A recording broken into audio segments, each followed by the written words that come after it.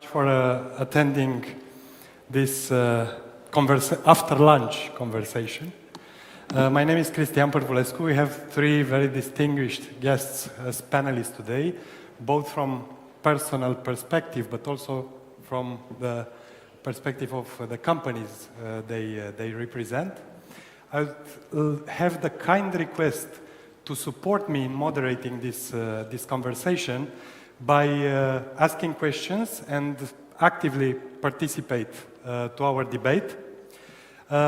Just allow me to introduce our panelists today. Alessio Menegazzo from Enel, Ms. Corina Popescu, Electrica, and our guest, Mehmet Oguzcu, from all over the world, let's say. We have a very nice and interesting topic among all these strategic and geostrategic discussions of today. And the topic is one that is one of the tipping point or the center stones in all the discussions regarding geopolitics. And we will speak a little bit about energy. And not in general terms, but in something that we are calling today energy transition. We are changing some rules of the game, and we are constantly changing maybe the technology, and we are constantly changing the regulations. From what we are transiting and where is actually this road take us. Mehmet, what are the game changers that we are speaking about? That's a very good question, actually. Game changers has been used, misused, abused for many things. But I think for energy, when you talk about game changers, there are really changes which fundamentally will affect the way our energy world will be operating. I think the number one game changer is abundance of energy. Although still almost 1 billion people have no access to commercial energy in our world, scarcity of energy. But when you look at the markets, there is abundance of oil, abundance of coal, natural gas, nuclear, and now renewables over excess capacities. And so whether this will continue the way it is, we have to see. This is a new development.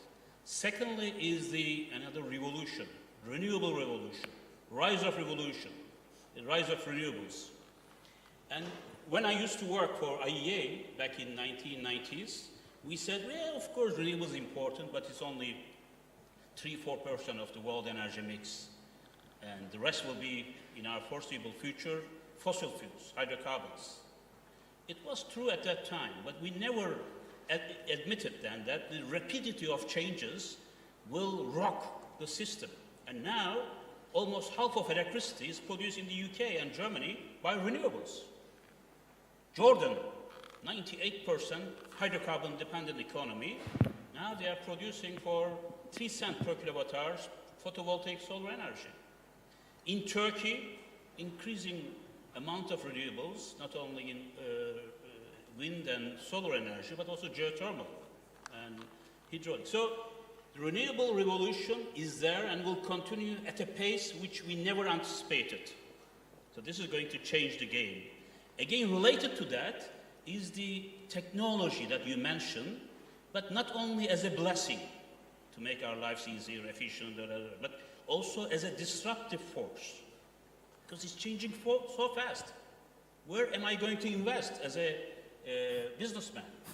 Which technology is changing every 8 months? Before, in the energy industry, we always talk about long lead times, 20 years, 25 years. Things are happening now in 3 months, 8 months. You can't keep up with that.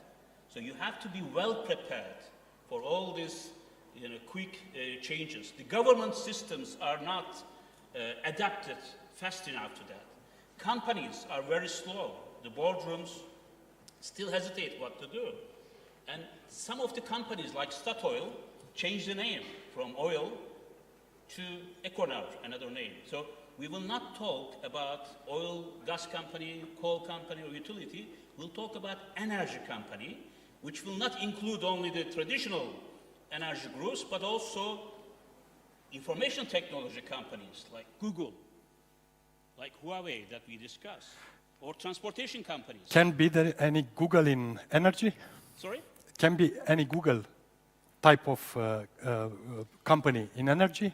Yes. I mean, some people in a garage inventing a technology and a lot of investors throwing their crazy venture capital in their startups?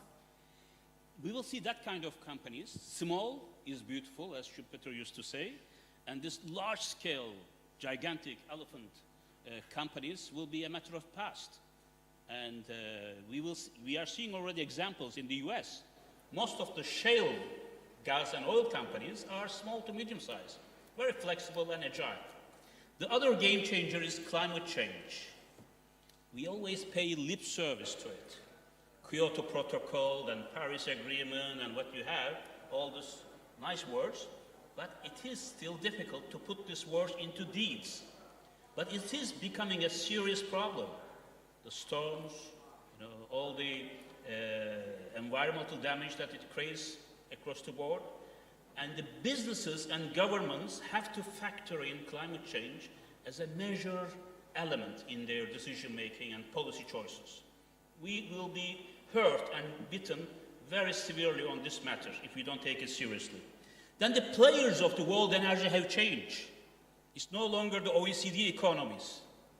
It's no longer the big IOCs, ExxonMobil, Chevron, BP, Shell. We see also newest players emerging in this field. China is now #1 energy economy in the world, #1 carbon dioxide emitter in the world. India is going to make a big impact on our energy system. And also the regional or national oil gas companies, utilities, renewables companies are becoming more important. China in electrical cars, China in renewables, the world leader, spending 2 times more than the US and EU combined in this area. So the future is there. Whether this is going to be a smooth, peaceful transition or with lots of disruption, we'll see. When we talk about disruption, I think the major disruption we will face, this is something we discussed 2 weeks ago in the London Energy Club, which I chair, the rise of renewables, what kind of disruption is going to cause?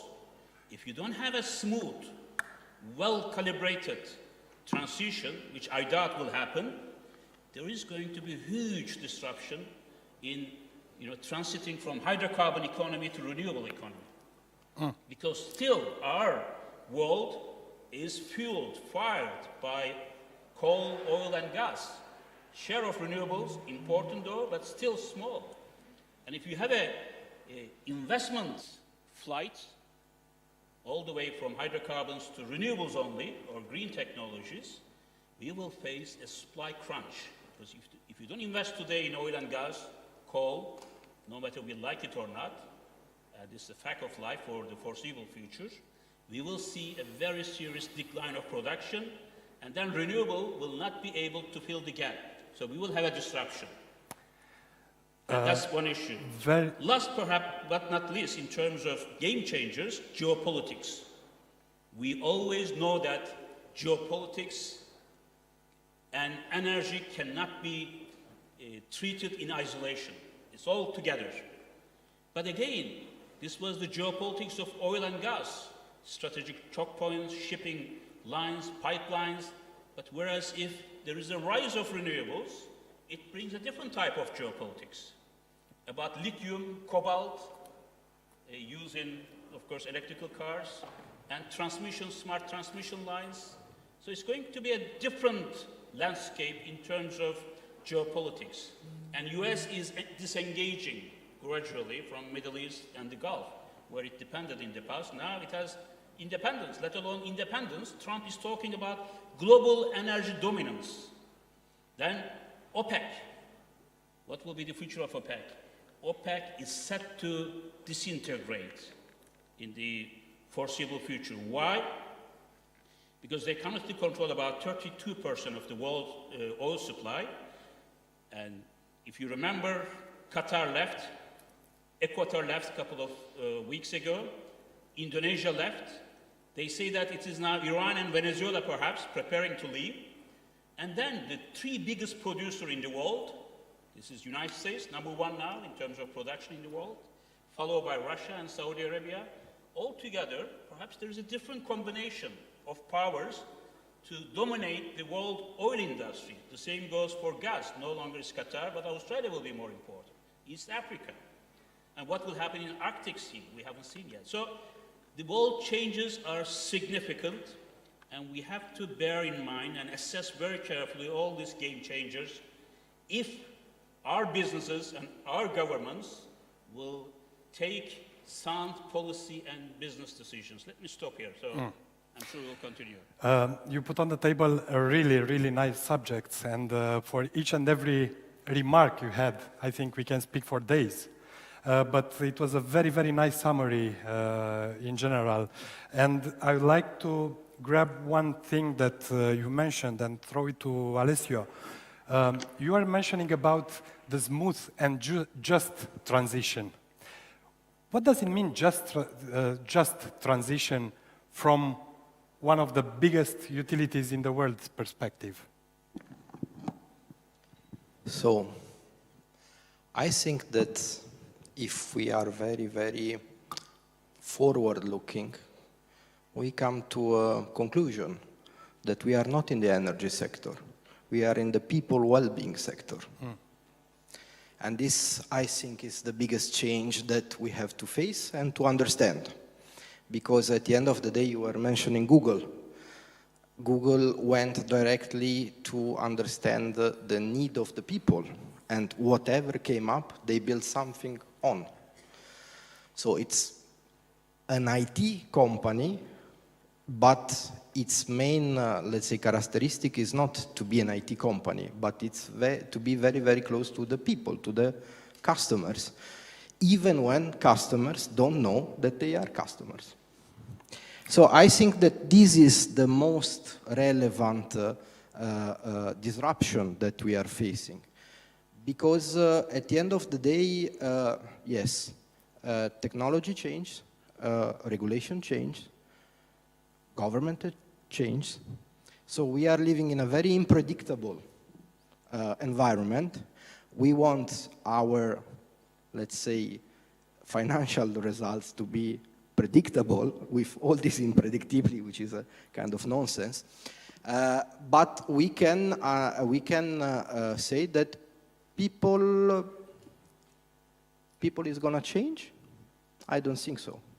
I think that if we look at the trends... What about the millennials? They have a different mindset. Absolutely, absolutely. So if we are having this exercise, okay, of looking at our sector in the next 20, 30 years, we will see that millennials will have a shift of wealth that is unprecedented in the history of humanity.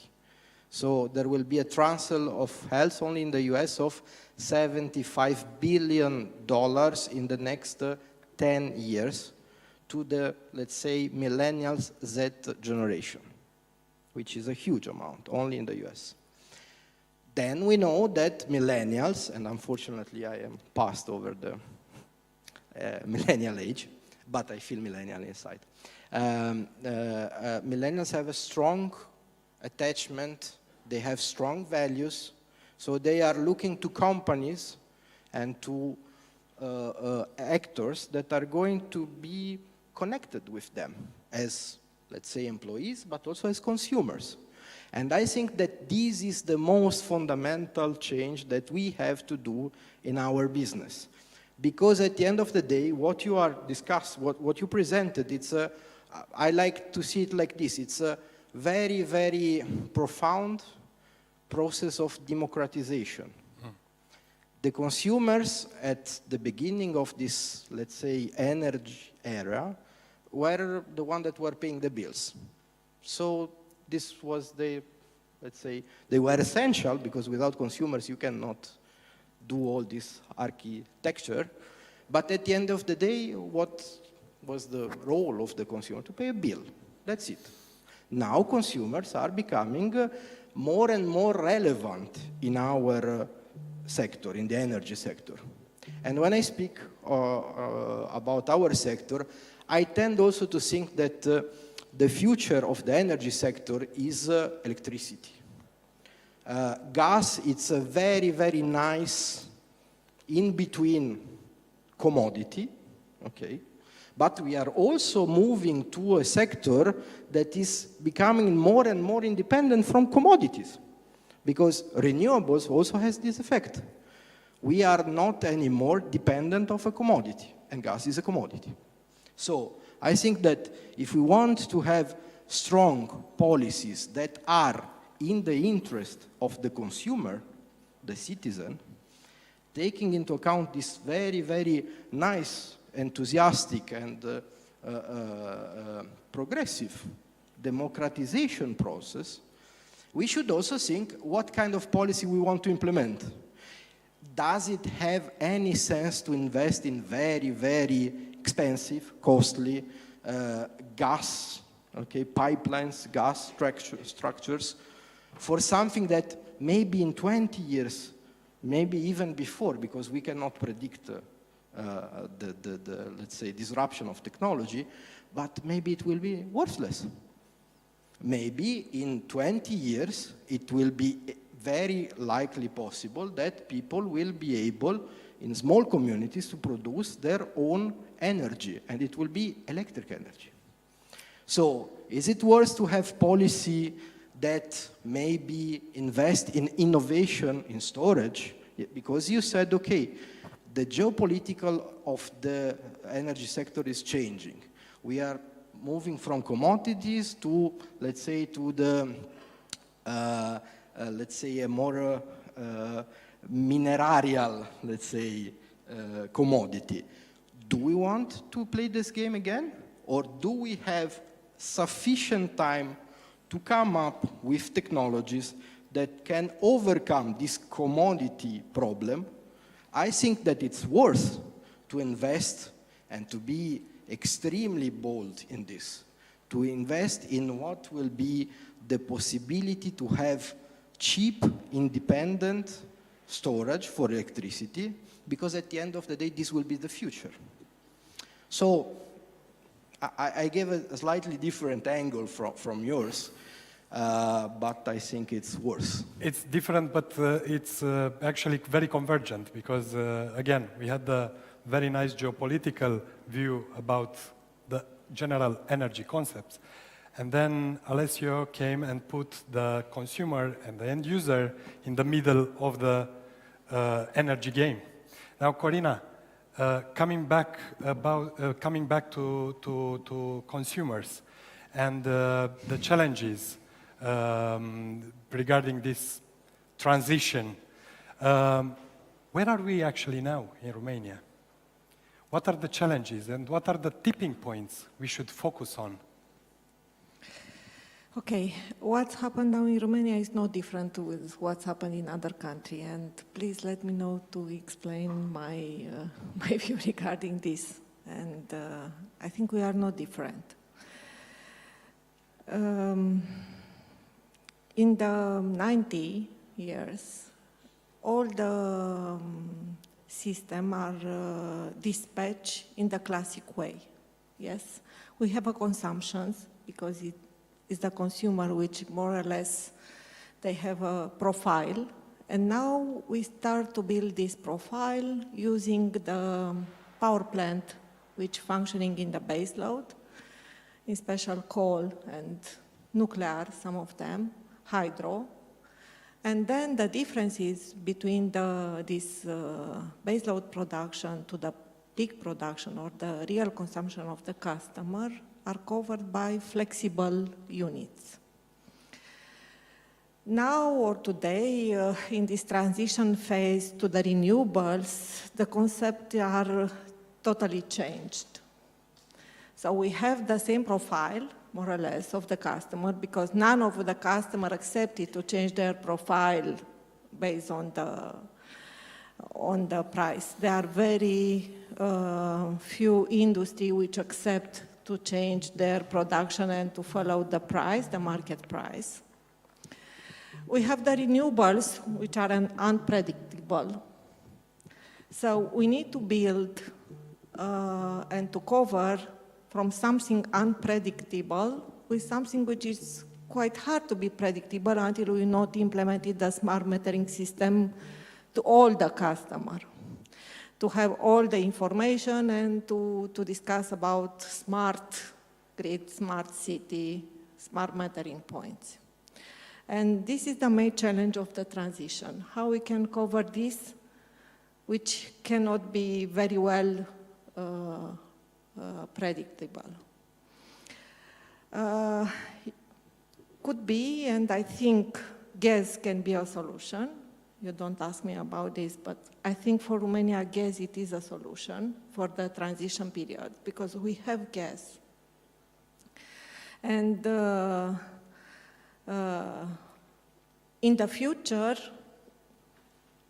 depends on the technology, because what's happened in the past, we have some legislation and all the system follow the legislation system. Now we have a system, we have new technology, and the system need to follow the new technology. I really believe that this concept, which it is more or less in the energy sector, and to make face to these differences, you need to change the behavior and not to have a classical behavior where everything is predictable, to have an agile behavior. I like very much this. And only because we are in this building, I think is the same changes not only in the energy sector, also what's happened with the war. How was done the First and Second War, when the army are very clear and they are organized as a big army and they fight and everything are based on some rules. And what's happened today in the Middle East? Small, agile team and innovative solution. I think this is the future. The customer, of course, will play a very important role in all these agile things. I think the future for the customer is not to sell to them only utilities. You need to sell more than this. You need to sell services. I don't believe that in the future they will pay a cost per megawatt hour. Doesn't matter if it is energy, gas. In this, you need to offer more services for them. And who will succeed it to offer more services will succeed to have a smooth transition. Better price, because we speak about market price, and this is a challenge for everybody, how the market price will follow the technology. And the other kind of mobility, already discussed about this. Communication, we can have in the same place a lot of services, electricity, internet, and also communication, the same network used for delivering all this. I think this is the future of the transition. How could be done? I think the key words are technology, how flexible the organization will become, how agile will become, and how smart are the country to change very fast the legislation to follow the technology and all this behavior of the people. I think these are the three pylons that need to be changed in the future to have a smooth transition. Thank you very much for your input, and with this occasion we'll open the discussion also for the audience. It would be really nice to hear your inputs and also your questions for our panelists. So just feel free to make a discreet sign just for me to see you. Now, really interesting discussion. So basically we are in a transition from, let's say, petro or fossil dictatorship to democratization of the energy system. Mehmet mentioned also forecast about OPEC and very, very traditional, let's say, bodies that were somehow governing the geopolitics of energy. But Alessio, are we still under a petro dictatorship or gas dictatorship, or what is the role as of today? Or these kind of concepts are there to stay, or are there to be modified? I hope not. I hope that they will not stay, of course. Why? I already said before, I think that if we want to have a clear picture of the future, we have to get out of the commodity mindset. The only relevant commodity in our sector is the client, and we have to have this attitude. There is no other way to survive. Smart companies like Shell, for example, they have a big plan to enter in the utility sector, in the electricity sector.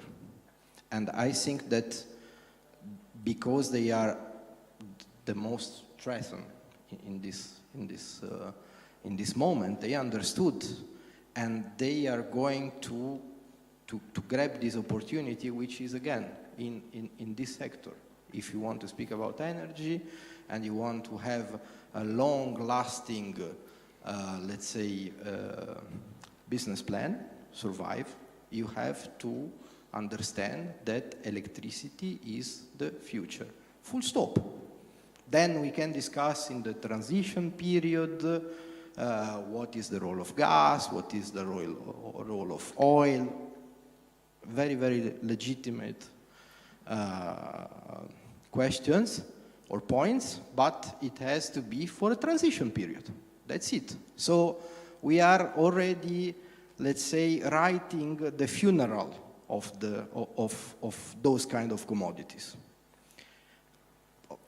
I'm sorry, this is my... Mehmet?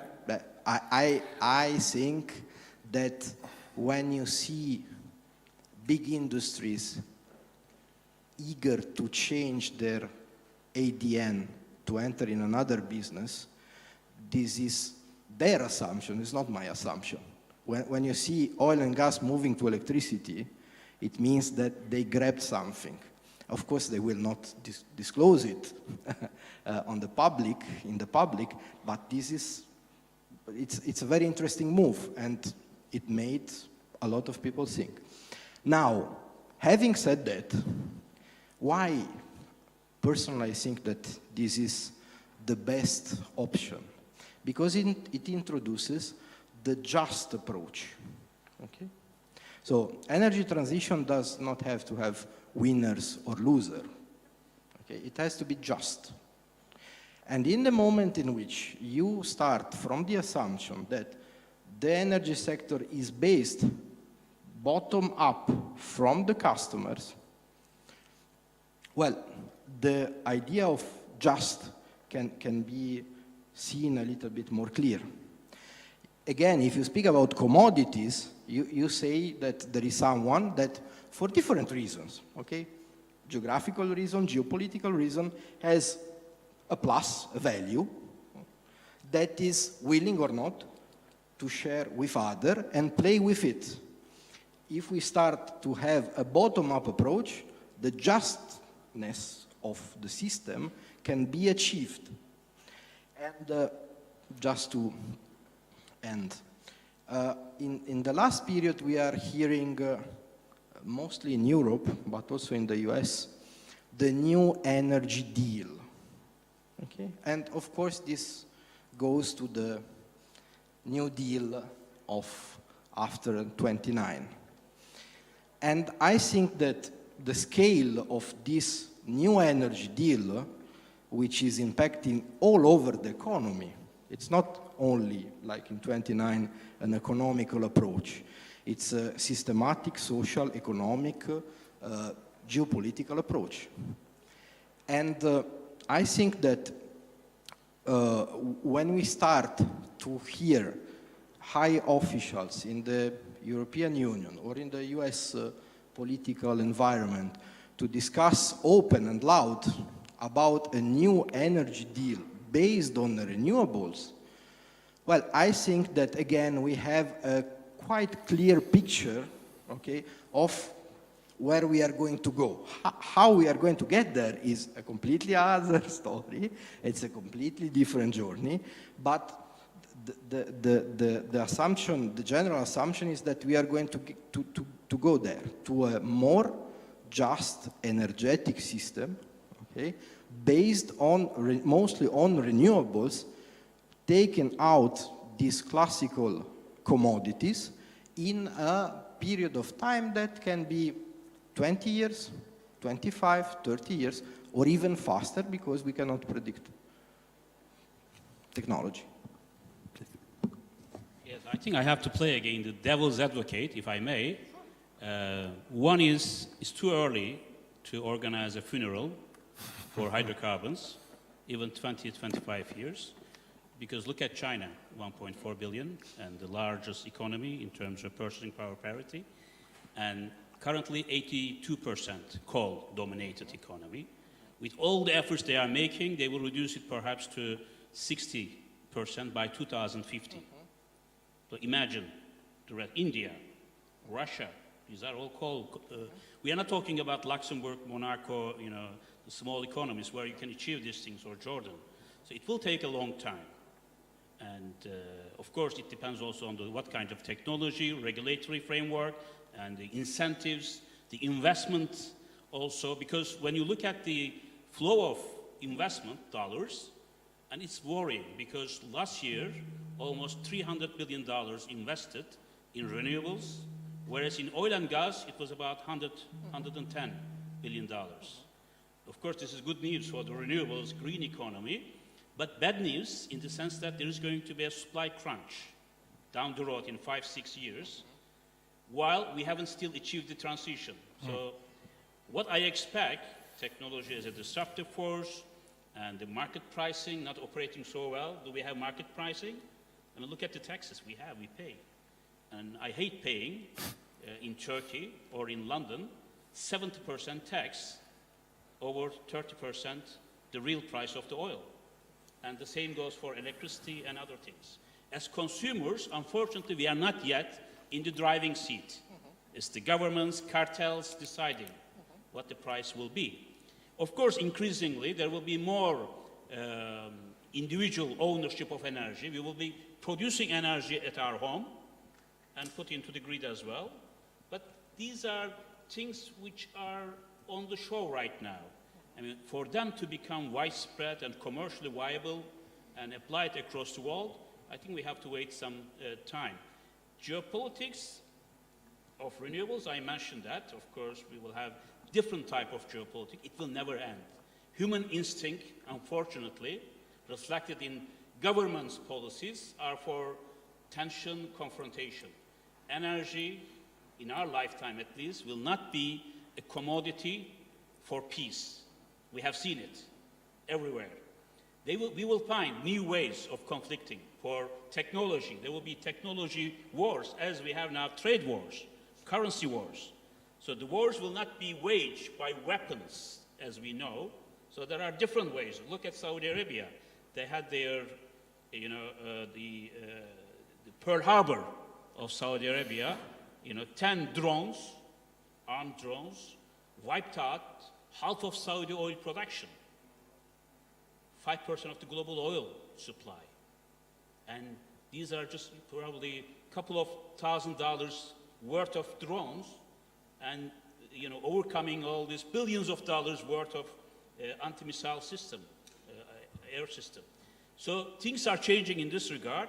The tension, confrontation, I'm afraid to say, will continue. Disruption will be maximum. It's not going to be just.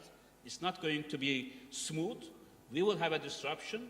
And in this environment, investors will have to think twice or thrice before putting money into this projects, this will create also another disruption because we will not have enough energy to fuel us. Although now we are living in an area of abundance, and 10 years later, if we are not catching up, as you say, the governments are responding in a rapid and agile manner, and individuals are not properly empowered, and then we will have a real trouble. I think we have to say about this.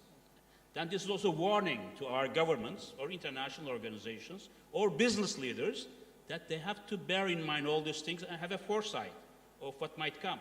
So business as usual, best scenario or worst scenario. You have to work on 3 levels and find the right way. Otherwise, we will be in very serious risk of disruption in energy. Can I give a brief? Sorry, That's the devil's advocate very, position. very short. This is exactly because you mentioned China, Russia, India, Saudi Arabia. This is why I personally think that a commodity like energy, electricity, that is so relevant for the well-being of people should be taken out of the system from an idealistic standpoint. Then people tend to grab power when somebody is trying to not them to have it. Third one, it's, I think, Henry Ford that said, if horses would have had the power to vote, we would not have cars. So, again, yes, of course, there will be resistance, but you can resist it until up to one point. Then you break. Okay, I'm in the middle, so my position is quite balanced. I think the efficiency will be that one will close or will start the funerary of the gas, the efficiency and the cost. And I make, or we have today this situation with the coal in Romania. Yeah, when everybody knows that the price of the CO2 certificates go on the sky, so the efficiency of the energy production based on coal is not efficient anymore. So that means all this will decrease. Doesn't matter if it is, if they remain resources. I think everybody will try to change this with other kind of solution. Gas, more flexible. If you have the resources in your country, increasing the interconnection between the country, this could be another solution. And I think this will be the way that will be followed of this sector. I'm looking, and I agree, Mehmet, geopolitical. Every country will use the resources that they have it in their region. If they have in their region gas, they will use that gas. If not, they will try to change this or to replace with other solution. And we discussed now about renewables in Middle East. They already start, doesn't matter if they have or they are on the first position of the gas and oil production. They already start to use renewables. There are also, and I see that there are solutions in the small nuclear in the future. And also, this can be a solution. If the technology will increase so much, this could be the solution for the town, for the small town. Renewables and gas, if we are gas, why we cannot use it? If it is efficient, then the mix that will have that country will include also gas. At the end of the day, everybody, when they have the line, they want to have a positive results. And if it is efficient, will be used, I think. Until this resource will start to decline or to be on the market, other technology which can more or less cover this segment of flexibility which the gas offer to the energy sector. Thank you. If there are also questions or interventions from the room, we would be more than happy to take it. Please.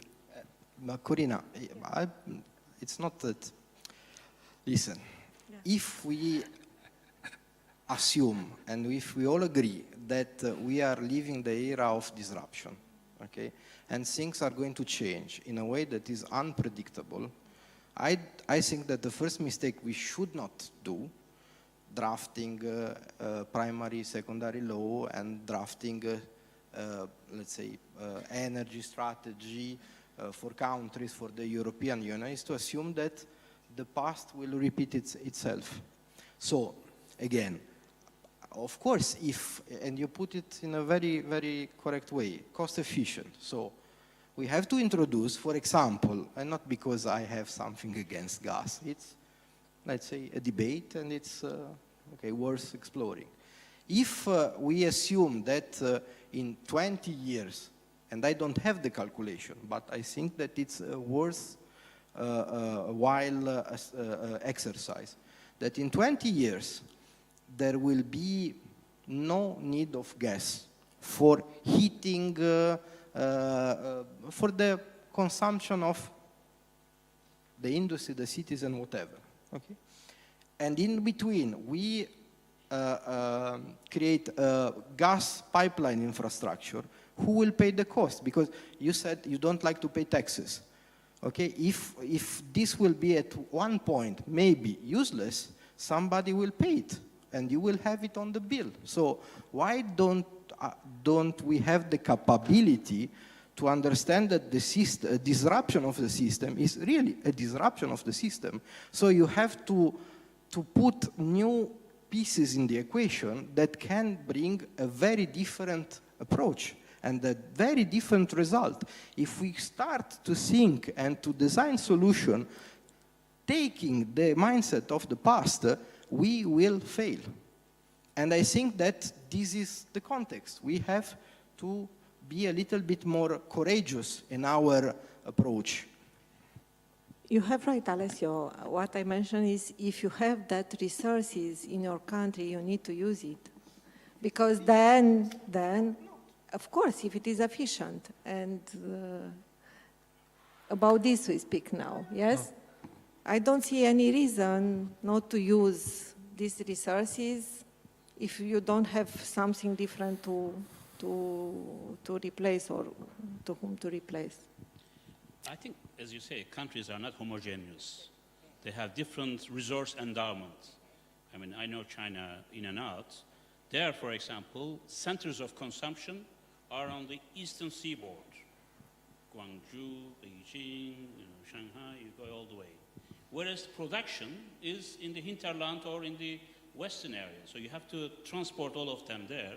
But the Chinese are so smart, they realize that although they have resources in Xinjiang or other areas, rather than transporting them there, they import LNG because it's more economical for them. So they will find a way. But in our world today, if we have a green, in quotation marks, fundamentalism, which is not green itself, it has also serious environmental implications, but better than coal, of course, and then we cannot find solutions because, as you say, which I agree with, we have a balanced mix of different fuels. Reduce the share of coal as much as we can. We don't want 80% China coal-dominated or 90% gas-dominated, but we want to have good, because also pricing is not sometimes so important, because in Portugal, they just had a recent auction. The renewable project there had 1.3 cents per kilowatt hour. In Turkey, we were paying about 12 cents per kilowatt hour, feed-in tariff for 10 years. Nobody wants to do this. So the cost is coming, more competitive than hydrocarbons in renewables, but we have to calculate apple to apple, not apple to orange. Yes. And this one thing. But also you should have nuclear in your energy mix. Absolutely. Hydro, oil, gas. You say electrification, yes, electrification, but electricity, how you get it? Not only from renewables. Today we generate electricity both from coal-fired power plants, gas-fired power plants, and I agree, and whatever. But we are speaking on a timeline that is not tomorrow. It's a timeline of 10, 15, 20, 30 years. You're speaking about China. The demographic of China is increasing year by year. Okay, it's where 1.5 billion, then they become 2 billion. So they are the number of Aging people. population, they are coming down. But until 15 years ago, they were 1 billion. Now they are 1.5 billion, something like this. Europe demographic is decreasing. So again, we have to be very responsible with the future generation. Which costs are we putting them to pay? I think that this is a very relevant discussion. And again, I am absolutely convinced that we have to think in a different way.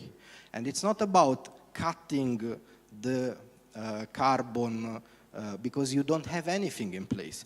The people over there do not have other option. You have to find, but it's about designing in time, and you have the time that is ticking.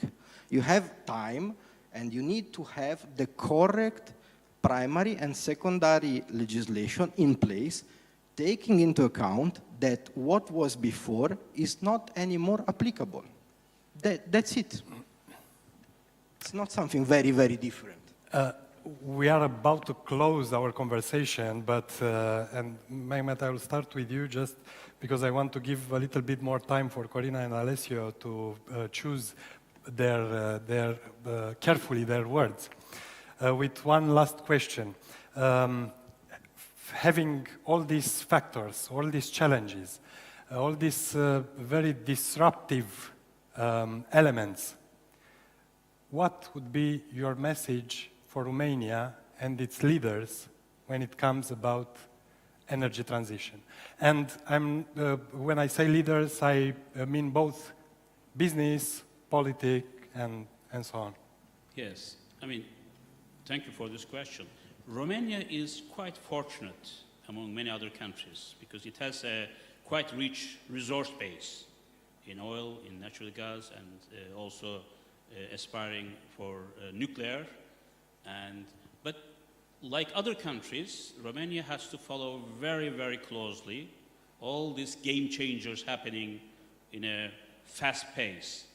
So the government, it seems, have not grasped that yet because Romania has some discussions, but I haven't seen any integrated energy framework in Romania, which is very important in terms of giving some sense of direction to investors and also operators and producers in the energy world. And you are also somehow constrained by EU membership. There's a straitjacket there. EU tried to treat member countries like one size fits all. Differentiation should be taken into account as much as possible. But I think realizing this chaotic and unstable, unpredictable global trends, so you have to weigh on top of that. The only way is to do like this discussion that we are having, thanks to Bucharest Forum, is to understand what's really happening in the world and how we can connect to this. And technology also is the name of the game, as was mentioned today. Funding will be critically important. Follow the money. Money knows where to go. Because whatever the governments say, I mean, as investors, we don't care much. We take note of it. But investors know where the value is, how it can be generated, and also future prospects, risk factors, mitigation, and all this stuff. Therefore, we have to follow money, listen to money, but also, of course, our soft underbelly is our public, our individuals, what they want for the future. But also don't think that we are alone in Turkey, in Romania, and in EU. We are probably about 20% of the whole picture in the globe. But 80% have different expectations, different experiences, different resource base. And it's only ideal to say that we should aim for a peaceful transition and good for energy for all, energy for peace. These are nice words, but in reality, unfortunately, we have to prepare for the worst. But Romania is in a more comfortable and fortunate position than many other countries. Perhaps you could also set example to others, and also perhaps more active in EU context as a large member country, and to influence the decisions rather than everything being imposed from one center on other member countries on carbon emissions, efficiency, And beautiful blueprints, 2020, now 2050. These are wonderful piece of papers, but they are a bit disconnected from the reality, not in consultation or connection with the real stakeholders.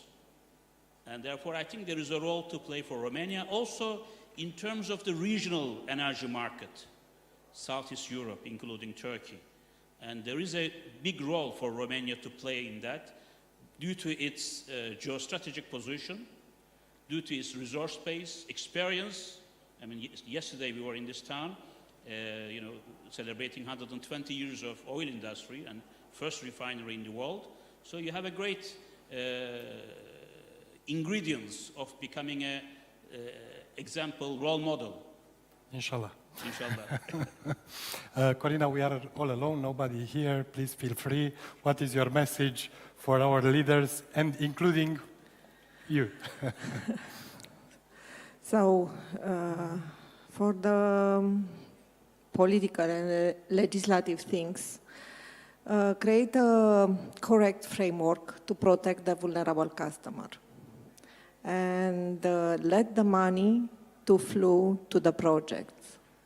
And for the business, make it happen the projects, because I think we speak too much and we do so few things in the last 20, 30 years.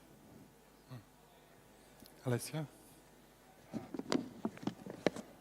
I think that a just transition should be the target, so a clear set target, not something that is a fancy word or a fancy discussion.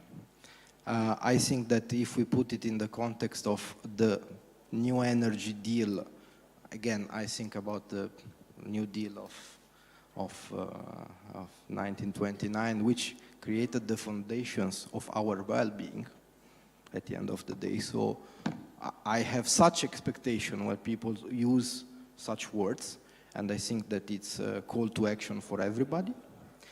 And if I may, I make a suggestion to the, let's say, decision-making people in Romania. It will be the following.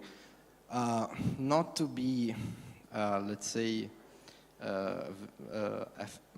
not to be very, very keen to a technology or to a past. I would rather prefer, or a commodity. I would rather suggest them to have a more opportunistic approach. And for me, opportunistic, it's okay, this is a context in which we are playing, which is the European one, which has some difficulties. And exactly, I want to play a role. And for me, the best role that Romania could play is not as a commodity, let's say energy commodity provider, but for example, the IT sector could be the most relevant benefit that Romania could have and bring to Europe, because if you are speaking about digitalization, customer-centric approach, this will involve a huge amount of IT skills. And I think that one of the only countries in Europe that can provide such expertise is Romania. So for me, put your money on the people commodity and not on the natural resources commodity, because at one point they will end, people not. Thank you very much. Thank you for your contribution. I will just end with a quote that the mankind didn't evolve from the Stone Age because the stone was finished, but because better technologies were invented. And we had very interesting time, but I think what is the most interesting will actually come in the very, very close future. Thank you so much. Thank you for your participation. Thank you for your kind input. Thank you all for being present here. And I give the floor to the organizers.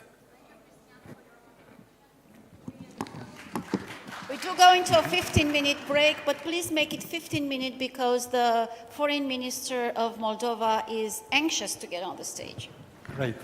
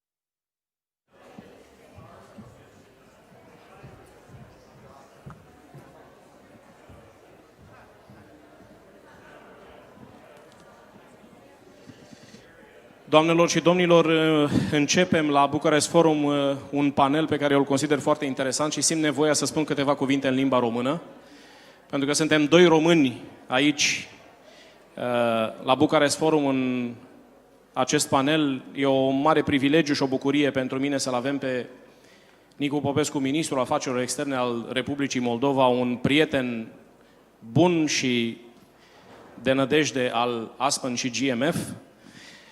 Pentru a marca acest moment și această zi specială, vreau doar o secundă să vă spun că astăzi este ziua de lansare a acestei broșuri, acestei cărți la editura Meteoro Press, Amenințări și oportunități strategice pentru România. Este un dialog, cred eu, foarte util cu Mircea Joană, care astăzi își preia poziția de secretar general adjunct al NATO, cu ambasadorul Wolfgang Gischinger, care este președintele Conferinței de Securitate de la München, și cu generalul american Ben Hodges. Găsiți acolo, mulțumită organizatorilor și editorii Meteor Press, acest volum și altele interesante. Nicu Popescu, welcome to Bucharest Forum again. 20 years ago, Bucharest was the most interesting capital in Eastern Europe, because 20 years ago, Romania was not in NATO, was not in EU. We had the NATO offensive in former Yugoslavia. And also we have this Russian request to cross the Romanian airspace. And only 1 week after this request was made, the Supreme Allied Commander of NATO, General Wesley Clark, was here in Bucharest. I think somehow, right now, the most interesting capital in Eastern Europe from non-allied space is Chișinău. Do you agree with me?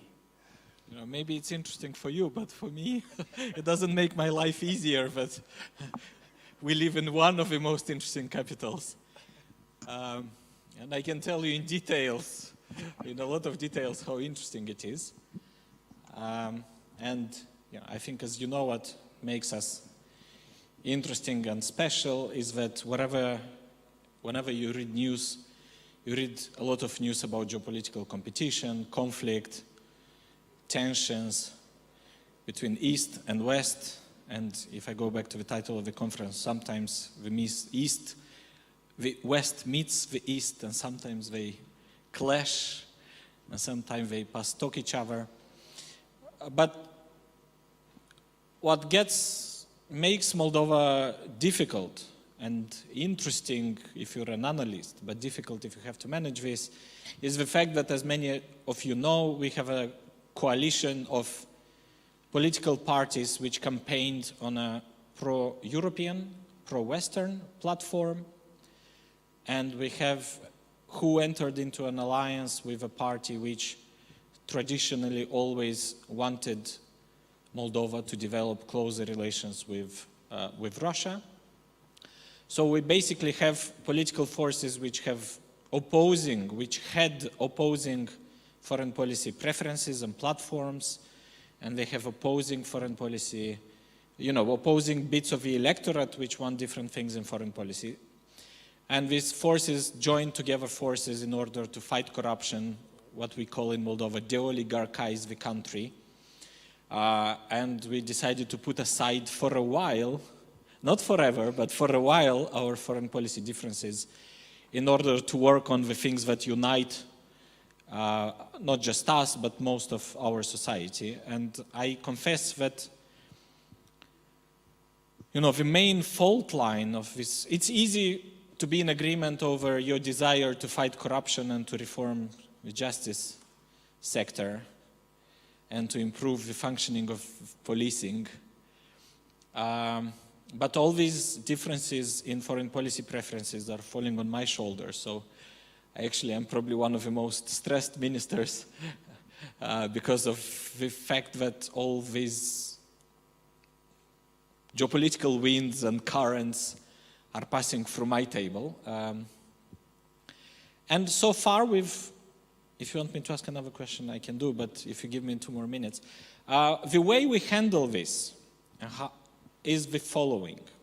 And the way we try to keep this construction more or less stable for now is the fact that the pro-European bits of the coalition agreed with the Socialist Party of Moldova on one key principle of conducting foreign policy. And that key principle is the fact that Moldova will not backtrack, will not revise its pre-existing foreign policy commitments.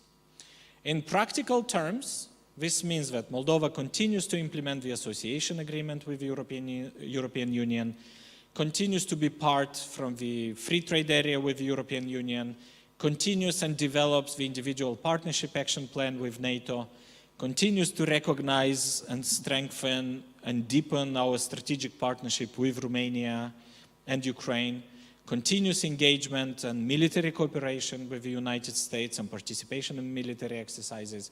So that gives me the freedom to do quite a lot of things in trying to lock Moldova into a relationship with the EU and the US and North America that is deepening.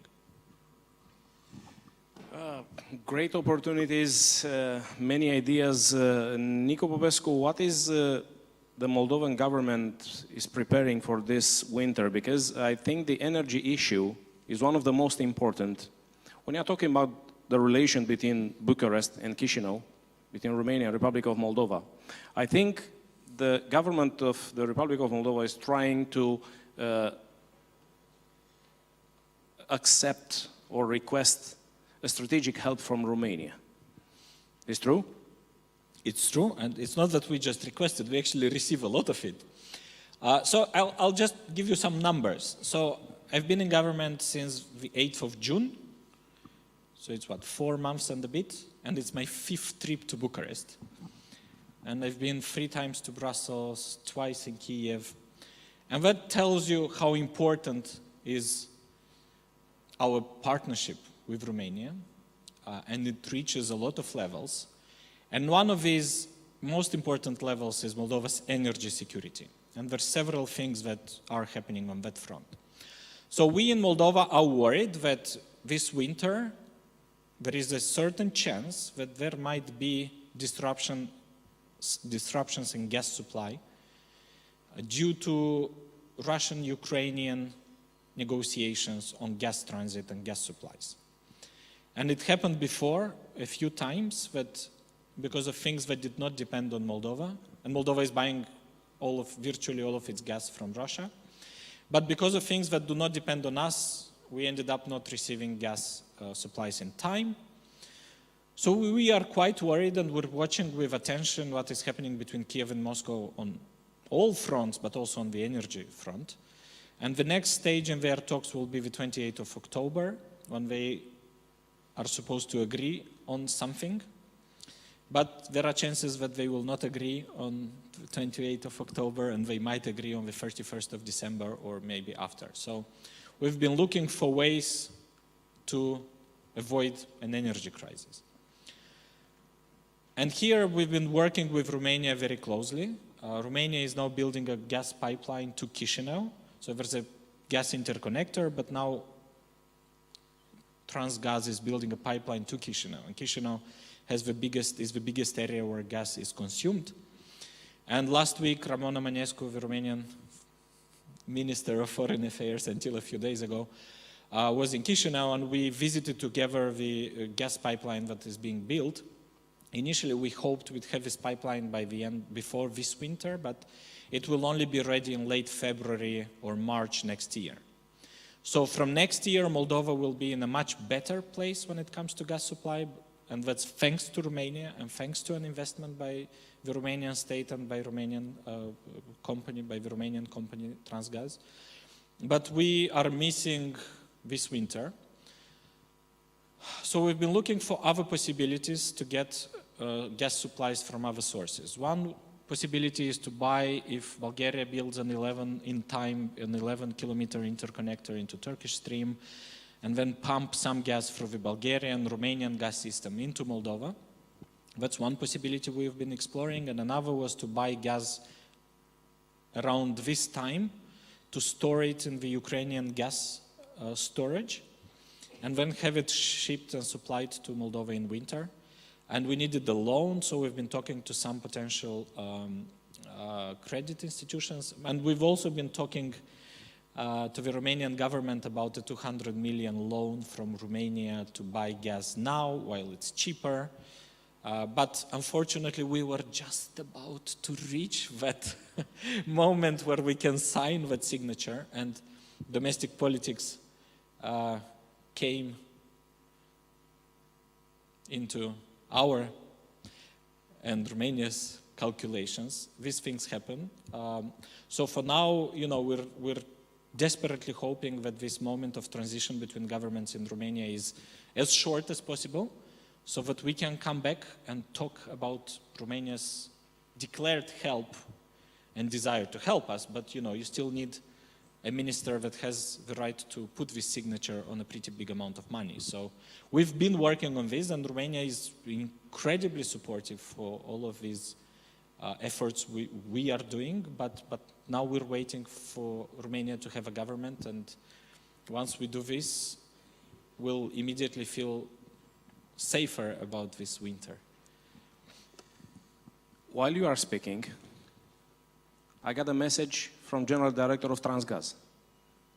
It's about your message. It's working.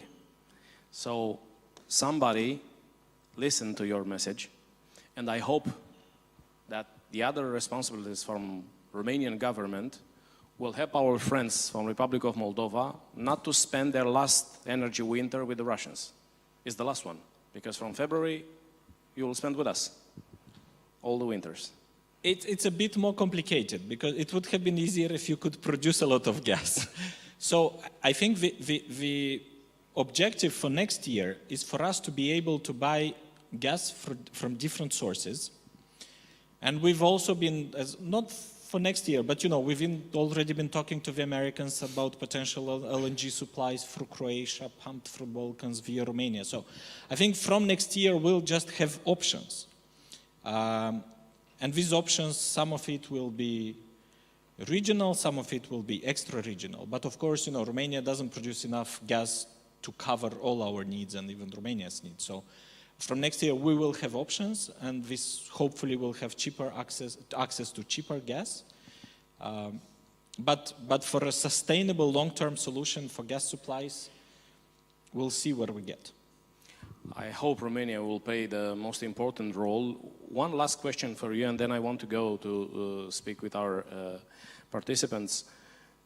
If United Kingdom will do the Brexit and they will leave EU, will you be so kind to join EU after the Brexit? We'd love to join. We're ready to join any moment. And, you know, we have no issues with backstops or lack of backstops, you know. We're ready to be very flexible on whatever. But if we are serious, you know, we want to join the EU. Also, in Moldova, you have some parts of the electorate which would rather increase cooperation with the EU, other parts which would rather look elsewhere. But what I'm always saying in Chisinau is that I haven't seen, it doesn't matter what people think about their foreign policy preferences and where they would like Moldova to go in geopolitical terms. What absolutely unites every single citizen in Moldova is the fact that they want European kindergartens, European hospitals, European roads, and I haven't met, and you will not meet, a single Moldovan who says that I don't want European roads, I don't want European hospitals. So this gives us a uniting platform in our society that makes us want to join the EU. At the same time, last year, Moldova was on the 117th place on the Corruption Perception Index. I think Romania is the 60th, more or less. So just imagine, and Moldova's position deteriorated in the last years.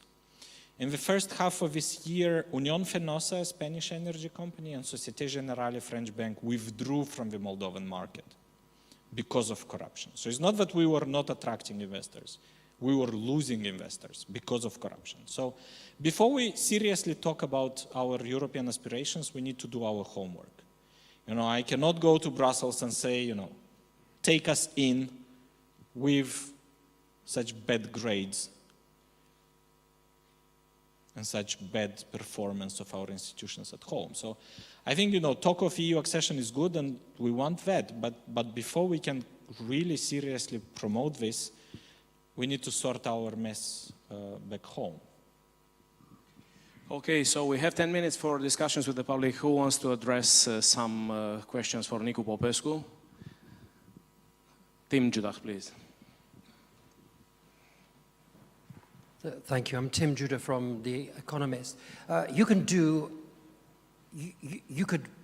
make Moldova perfect. You could solve your problems with Transnistria, and then you might end up like North Macedonia.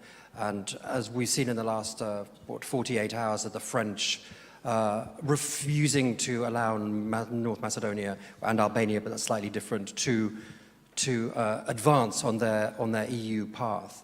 I mean, doesn't that make you panic? I mean, you haven't quite got there yet, but it implies to smaller countries that the promise that we've talked about for the last 10, 15 years, it's not true. If I look back at the last almost 30 years, I see a lot of windows of opportunity, closing and opening and closing and opening. I think what matters is for you, or for us in this case, to be ready to jump into that window of opportunity when it's open.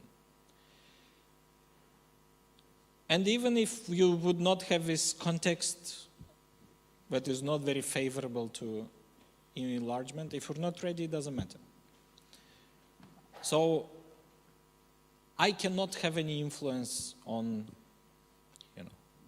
the interaction between the EU and North Macedonia and Albania. What I can have an influence on is how Moldova is governed, and to prepare the country and fight and struggle and push the country to a situation where, when there is a window of opportunity, that we can seize it. Because even if everything would be perfect and what you just described would be an easy walk and you'd have easy summits about EU enlargement, we wouldn't be there because of us. So the only pragmatic and realistic thing we can do is to prepare and train for this moment. And if I look back and I try to predict the future, I'm confident that political cycles, they have their own ups and downs, and we have to be ready for the next upward trend in the pan-European political mood on enlargement and other issues. And just to give you an example, we've actually done really well in integrating Moldova in the European economy. And even, you have a lot of anti-immigration sentiment in the EU. You read in the news about how difficult it is to handle migration issues. But Moldova got a visa-free regime with the European Union 5 years ago. It took like 15 years of persuading, but actually once this happened, nothing bad happened. I mean, no Europeans got upset or stressed by this. And by the way, the political leadership in the EU could deliver on visa-free to us, to Ukraine, to Georgia, and the Balkans before, even though apparently public opinion in the EU was not very willing to envisage a liberalization of the travel regime with a lot of countries. So I also see on this specific case, we're on a highly divisive political issue in the EU. The leaders of the EU could deliver on visa-free regime, not just for small countries, even for bigger ones. So this makes me optimistic that there will be other cases. Now I started saying that we've already been successful in integrating Moldova into one important area of the EU functioning, and that's the European internal market.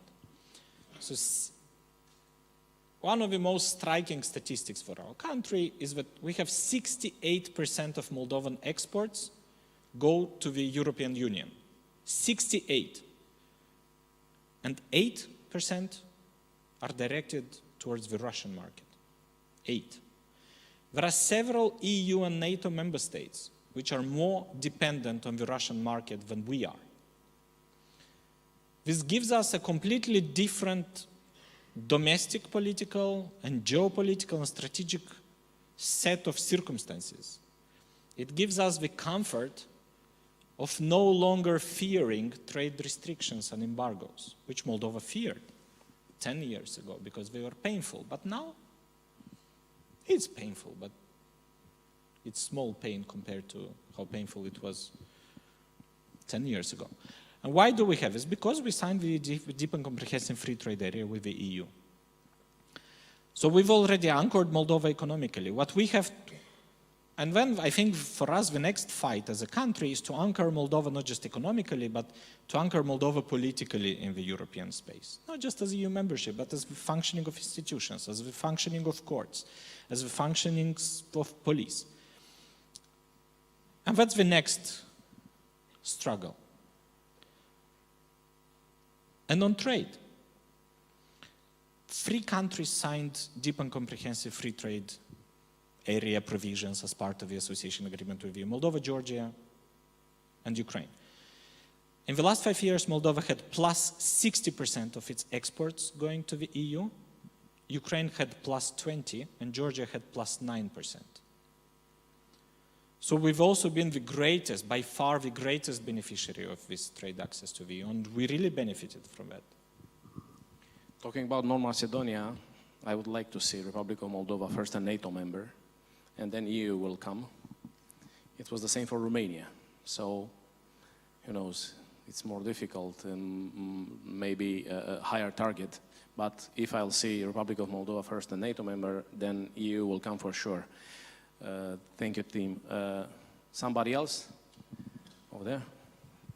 Thank you. I want to welcome Foreign Minister here. I'm from Armenia, Arsen Kharatsan.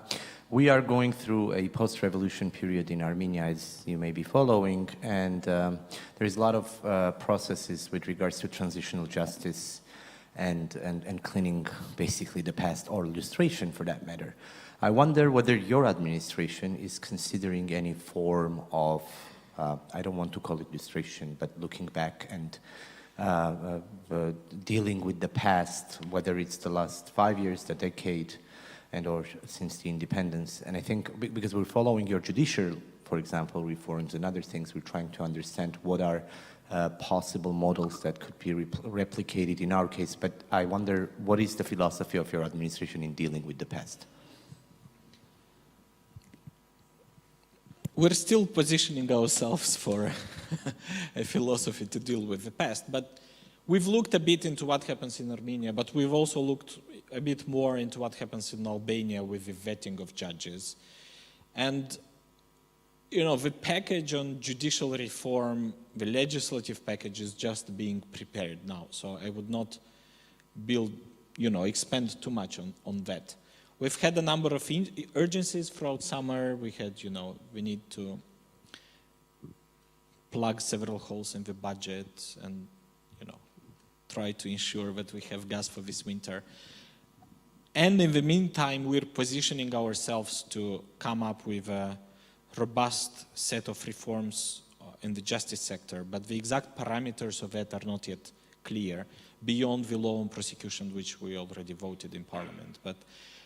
But we have major issues with the judiciary, with the Constitutional Court. Last year, the European Union suspended all of its assistance to Moldova because the judicial system was politicized and corrupt.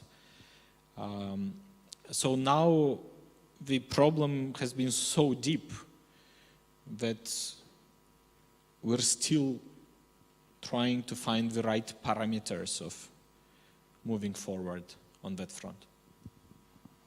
Thank you. One last question, because time flies very much. I would like to stay with Nicu Popescu and our friends until tonight, but one last question, and then the panel of security is coming. Thank you, Your Excellency, the Minister. I've been accredited to Moldova for the last 2 years. Tried to understand the internal politics and its dynamics for the last 2 years, and I have to admit I failed to reach a conclusion. I was so glad now that you said that the parties have agreed of at least the external policies. with suspension of the president for 5 times in the last 2 years to pass some laws.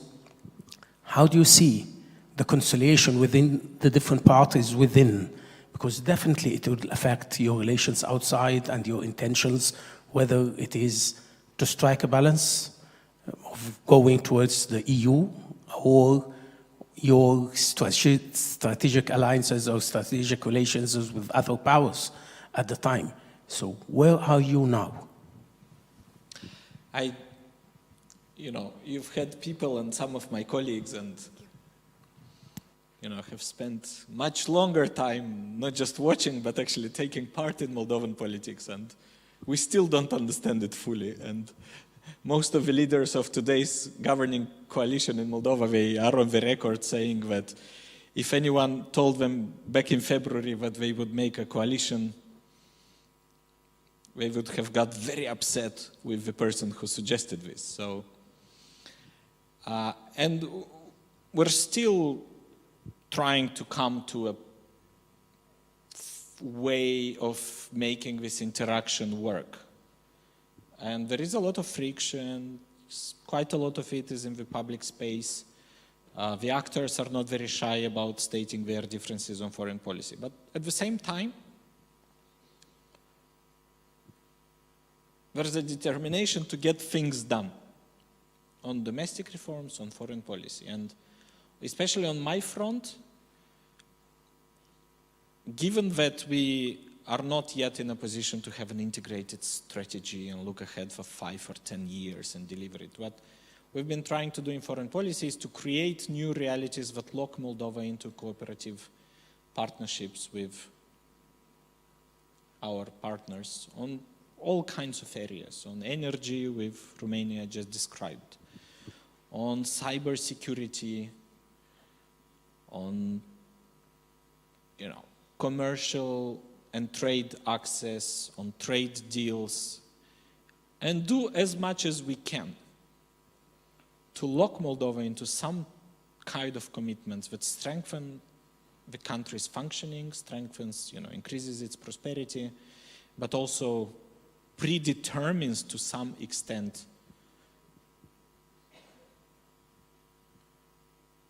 future foreign policy choices as well.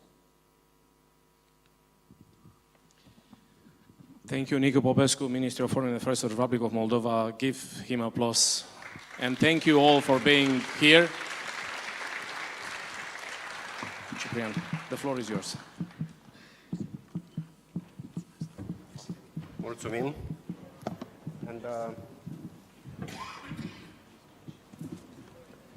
we should success in Moldova objectives related to NATO and EU.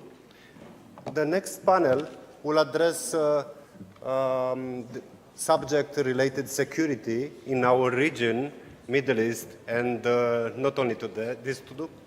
And I will invite Alina to continue to facilitate the discussions with our great participants.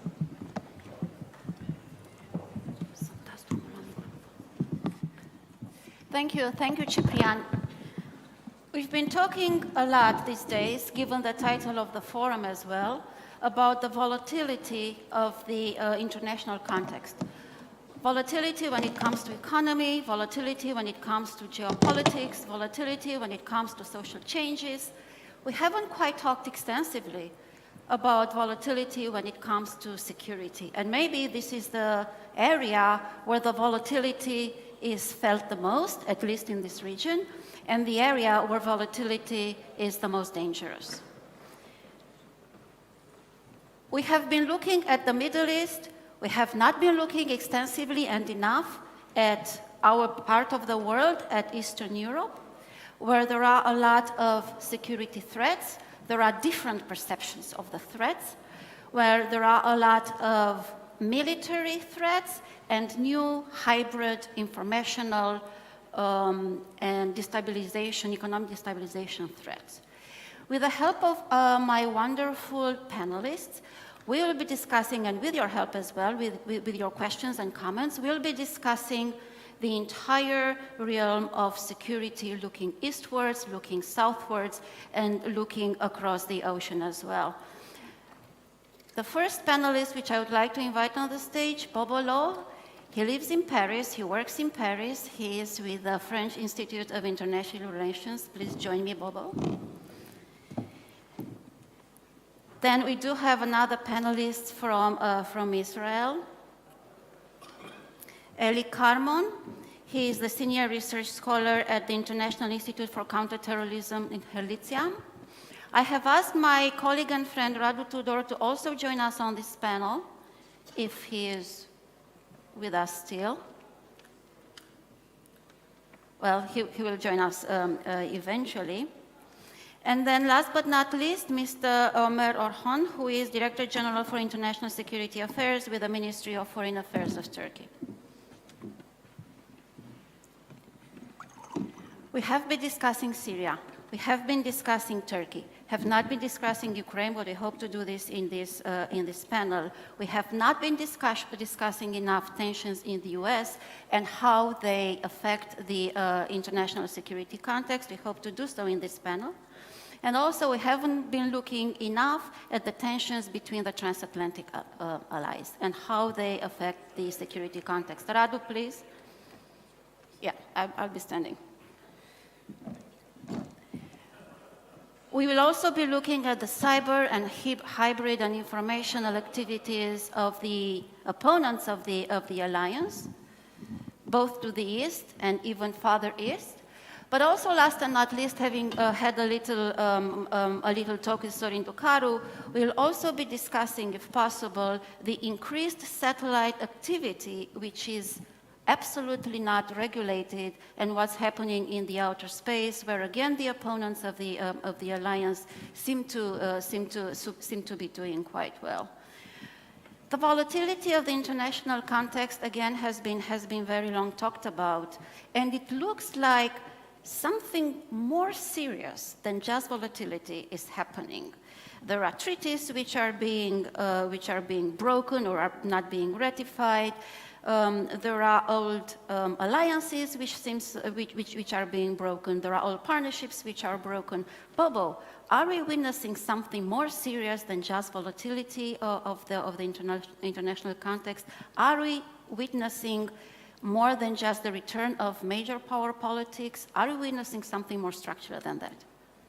The short answer is yes. I think we're seeing something much more seismic. So what I wanted to talk today about was international security, but in the context of the global order. And specifically, I wanted to try and answer three questions. One is, what kind of situation do we have today? Is it just merely great power, return to great power conflict, or is it something much more fundamental, much more structural? The second question I wanted to ask is, to what extent are countries, powers, emerging powers like China and Russia responsible for the current crisis or doubt, uncertainty in the world order? And the third question is, what can we in the West, what should we do about it? Now, it seems to me that the liberal order and international security is in its worst crisis since the end of the Cold War. Even the very notion of a rules-based international order has become widely discredited. What are the rules? Who makes the rules? And most important, perhaps, who abides by the rules? Now, we talk about the crisis of a liberal order, but yet there's no sign of an alternative order. We keep talking about a non-Western, a multipolar order, but there is no such order that's emerging. What we have instead is not a rules-based international order based on any rules, great power rules, liberal rules. What we have, ladies and gentlemen, is a new world disorder. And what are the features? We have a lack of clarity in the rules. We have the de-universalization of international norms. We have the limitations of great powers being exposed on an almost daily basis. We have a collapse of morals and ethics. We have a general crisis of leadership, worse than at any time, I would argue, since the 1930s. We have multilateralism and its shortcomings being exposed on the world stage, again, on an almost daily basis. Now, people talk about the end of ideological conflict, but that's not true, is it? Because we are seeing new ideological conflicts. It's no longer communism versus capitalism, but it's between internationalism and nationalism, between centrism and different types of extremism. Ideological conflicts have just become more numerous, more fragmented, more fluid, and harder to grasp. We are seeing an increased likelihood of military conflict. For the first time in decades, there is, admittedly, it's still an outside possibility of a major war. There's runaway globalization. People talk about the end of globalization, but there is no end to globalization. Globalization is irreversible, but what has changed is the nature of globalization. It's no longer Western-led globalization. The second question, how much should Beijing and Moscow bear for this situation? Now, as you well know, I'm sure, there's a really popular narrative, particularly in the United States, that China and Russia form a neo-authoritarian alliance whose purpose is nothing less than to destroy a rules-based liberal international order. Now, it's certainly true that Chinese and Russian actions in parts of the world have been extremely unhelpful, have undermined this liberal world order. But the very notion of a Sino-Russian conspiracy, a Sino-Russian plot to undermine the rules-based international order is nonsense. First, what order are we talking about? Is it a liberal world order? Is it a Donald Trump-led world order? Or is it some other kind of world order? And then the second thing is that we forget, there's not this country called China-Russia. China and Russia, yes, they are authoritarian regimes, but they are individual actors with separate interests. Now, sometimes those interests converge, but many times those interests diverge significantly. And one area where they diverge fundamentally is in the view of world order of international security. China still aspires to work within the existing international system because it recognizes that for all its flaws, from the Chinese perspective, this system has been very, very good to it. And so it naturally wants a continuation of this, partly also because it knows that the replacement is not a new international order, it's anarchy. And that's the last thing that the Chinese want. But the Russians think this international order has screwed us systematically over the last 30 years. Therefore, we want to see its demise. So the attitudes of Moscow and Beijing to the notion of international order, international stability, is fundamentally different. Now, the question is, if it's not China and Russia's fault mainly, what is the problem? I think there are three main problems. One is the huge gap between the rhetoric, the principles, the values that we espouse in the liberal world order and the way we seek to implement them. First problem. Second problem is Western policy making over the last 2 decades in particular has been seen not only as morally dubious, morally questionable, but as inept. So it's one thing to be immoral, it's another thing to be inept, but it's a disastrous thing to be both inept and immoral. And so we are not a model for others. And then the third problem are the fundamental problems in our own societies. The nexus, the long-time nexus between democratic governance and good governance has been broken in many countries. We are no longer a model to emulate in large parts of the world and indeed in large parts of our society. So what do we do about it? Well, essentially, we don't give Russia and China and other countries the space to exploit our shortcomings. We try and address our shortcomings. We try and restore the credibility of liberalism. And that means two things. Internationally, it means narrowing the gap between rhetoric and practice. We need to show that we are capable of addressing real security challenges like global climate change, like worsening global poverty, like migration, like technological adaptation. Because these, not great power rivalry or geopolitical confrontation, these are the true security challenges of the 21st century. And domestically, we have to look to our own. We have to address problems like racism, xenophobia, and the steady erosion of the rule of law in many Western democracies. Because until we address those problems, there is no hope for a liberal order, and there's very little prospect of our addressing the international security challenges that confront us all. Thank you, Bobo. You mentioned divergence several times, if I'm not mistaken, among many other things. I do want to talk a little bit about a possible divergence in the region and within the alliance. And the next question goes to you, Mr. Ambassador Hahn. Turkey and what's going on in northern Syria. The purchase of S-400 missiles from Russia and the consequent sanctions coming from the US. These are reasons of concern within the alliance that Turkey has become a difficult partner.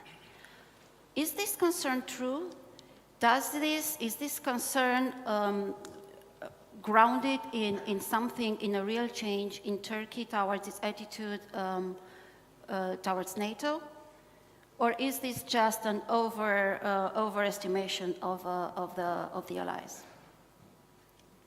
Well, thank you very much.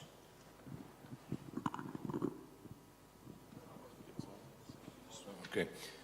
Thank you very much. I'm very happy to be here, and it was really interesting to hear Mr. Low's opening remarks. Before going into what the questions that you directed to me, allow me to make a few comments on the general security environment, because I think it's very relevant to Turkey and all other countries, of course. Now, our strategic and security environment is marked by new risks and challenges. They are multifaceted and very complex. I mean, if I look at the spectrum from, the transatlantic and Eurasia, that geographic area, we see that most of the threats that we are facing, most of the challenges that we are facing are very similar, if not identical. Mm-hmm. And even the actors which are involved in those challenges and threats are very similar, identical, if not the same. But then what is very interesting is that you can look at one region with a threat and certain actors, certain alliances, and then you go to another region with similar threats, the same actors, but different alliances. That by itself, I think, demonstrates how complex the situation is. Secondly,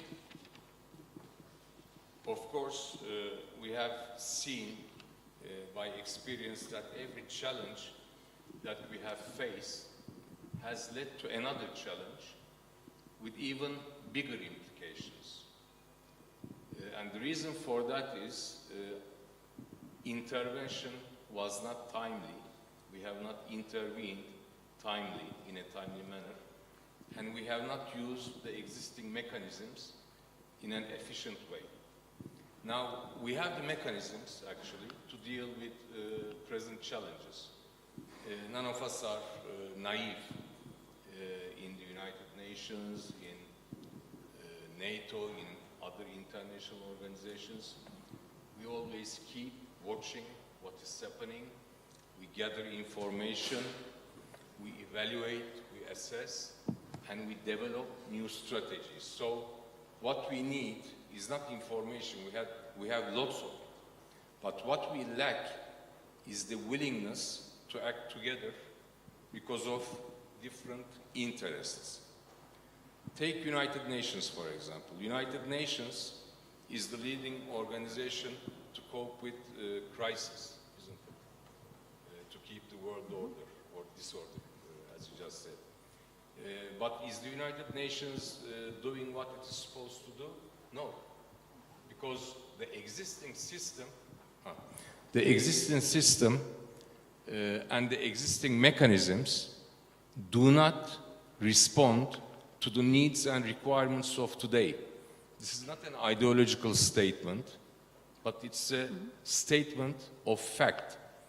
We have to modernize, let's say, United Nations in light of the requirements of the present day. So we have to use existing tools, mechanisms in a much efficient way. In order to do that, we have to modernize them, to update them. That takes me to NATO. NATO is one of the major international organizations which Turkey has been a member since 1952.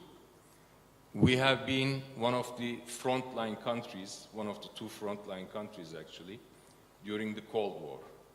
After the Cold War, we have taken all the responsibilities that an ally should take, and more. And we think NATO today is very relevant because it keeps renewing itself. Now, one may argue that that's not enough, NATO is not relevant enough. Well, nobody is perfect, no organization is perfect, but at least NATO has the willingness to adapt itself. And because of this ability to adapt itself, NATO keeps being relevant in the international security environment. Now, as to Turkey, as I said, Turkey has been a solid NATO ally since 1952. And there is no going back in that. We are going to be a solid NATO ally for the decades to come. If you look at NATO operations today, you will see that Turkey is one of the countries with most contributions in Afghanistan, in Iraq, in Kosovo, in Bosnia. I mean, wherever there is a NATO operation or NATO engaged operation, Turkey is there with boots on the ground. You know, one should not neglect the fact that Turkey cannot afford to be theoretical. I mean, this is an example that we give all the time. If Turkey was, for example, in the place of, I don't know, Luxembourg, that would be great. I mean, this would allow us to make very philosophical, theoretical contributions to these kinds of events. But we are in the middle of where we are. If you look at the region that we are located in, I think 80% or 75% of all the conflicts that are going around in the world are around Turkey. I mean, we didn't choose that, but this is how it is. So we have to take the necessary precautions. Now, being a member of NATO, I mean, NATO is one of the main pillars of Turkish security policy. There is no change in that. As to the S-400s, now, we are in a region where proliferation is the highest. I mean, if you look at countries around us, again, all of them have all sorts of weapons, rockets, and so on. We need something to defend ourselves. I mean, the major responsibility of a state is to defend its borders and its people. And to do that, you have to either produce or obtain weapons for self-defense. Now, NATO provides defense for Turkey, as it has done with the deployment of Patriots at our borders for the last 4 or 5 years. But then we also have our national means. Now we are going to add to these national means. What we did was, we wanted to purchase these needs, military needs, but for one reason or another, we could not. So, there was a seller who was willing to sell, and we went to this seller, and we purchased the S-400. Now, does that diminish our loyalty to the alliance? Not at all. I mean, we are even strengthening NATO territory, if you ask me. Secondly, this system of S-400s will be a system by itself. I mean, it will be a national system. So I do not really see what harm this brings to the security of NATO, or why it should open into question Turkey's membership in the alliance, or its solidarity and its loyalty and so on. Ambassador, if I can pick up on something that you said, which also goes back to what Bobo was saying earlier, which again is divergence of interests. Divergence of interest which reflects in the inability of United Nations to solve conflicts, help solve conflicts, as it has done in the past. We'll come back to the S-400. I'm pretty sure in the questions from the room. I do want to go to Mr. Carmon, though, and also if you can connect to the issue of divergence, to the issue of a possible new order, disorder, to quote Bobo, but also do refer to a phenomenon which you have noticed, which is we are not talking as much as we used to talk about terrorism in Europe. 2 years ago, everybody was scared, was threatened. This was the scare of the day that terrorists are going to destroy Europe, and there was an attack, or there was talk about an attack every single day. This is not the case anymore. Is this because terrorism has decreased, or is this because Europe is consumed with something else? Good afternoon. Is it working? Should be working. I try to speak about the global threat of terrorism, not only Europe.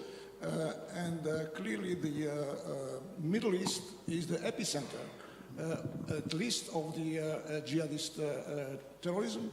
And we saw only last week, after what happens in northern Syria, that all of a sudden there is a possibility and the threat and the worry that ISIS will revive. Perhaps will not form a caliphate, but it will be clearly a player again on the international arena. Before going to explanation why today the threat has diminished, clearly has diminished, I tried to explain how Syria, the situation, the evolution of the situation in Syria has impacted on the development of this global threat, because it was local and then regional and then global. First of all, I would like to thank the Aspen Institute and the Marshall Fund for inviting me for this prestigious forum. We are limited to 7 minutes, I think, in our presentations. At the most. Yeah, and I was once told by a Washington Institute director that if you speak 30 minutes in Washington public, you are very much appreciated. If you speak in 15 minutes, then you will be considered an excellent lecturer or speaker. But if you speak in 5 minutes, the administration will recruit you, the American administration. Now, 1 minute already. No, okay. But now it's sufficient to have a tweet. Okay, we can with a tweet change completely the global situation. Anyway, the situation in Syria in March 2011 began with a civil Pacific uprising, which quite quickly, less than a year, has transformed itself in a jihadist front, not only against Syria, against Iraq, and against the neighbors and the world, if you want, especially the West. Now, how this happened is because that after a year, the United States and the West have outsourced the conflict to 3 regional powers, Turkey, Saudi Arabia, and Qatar, which were involved deeply in promoting allies and the groups and the movements. And all of these countries had conflicting interests, strategic and political interests. So after the first phase of civil uprising, you have a phase of production or development of huge numbers of this kind of organizations. I don't know if I have a map here, because I was told that perhaps I can use, you have here, but if you go, sorry. Okay, anyway, this is the map of Syria today. There were dozens of groups, not only of the Sunni jihadists, but also of the groups which supported the regime of al-Assad, Christians, Palestinians, and clearly Hezbollah, Iranians, and their proxy in Iraq, Afghanistan, and so on. So this is the second phase which led to the formation of the caliphate. Until 2015, when you have the attempt by the jihadists to take control of the Idlib region and threatening the existence of the Alawites in Syria. And this is the moment that the Russian military intervention begins. And it changes completely. And what we see now on the map is the result of this military intervention. Now, although they want to control the Russians by the government of Bashar al-Assad of all the territory, in fact, they succeeded only 2/3. And you see, a third of it is controlled by, or was controlled at least, by the Kurdish forces with some tribal allies and the United States.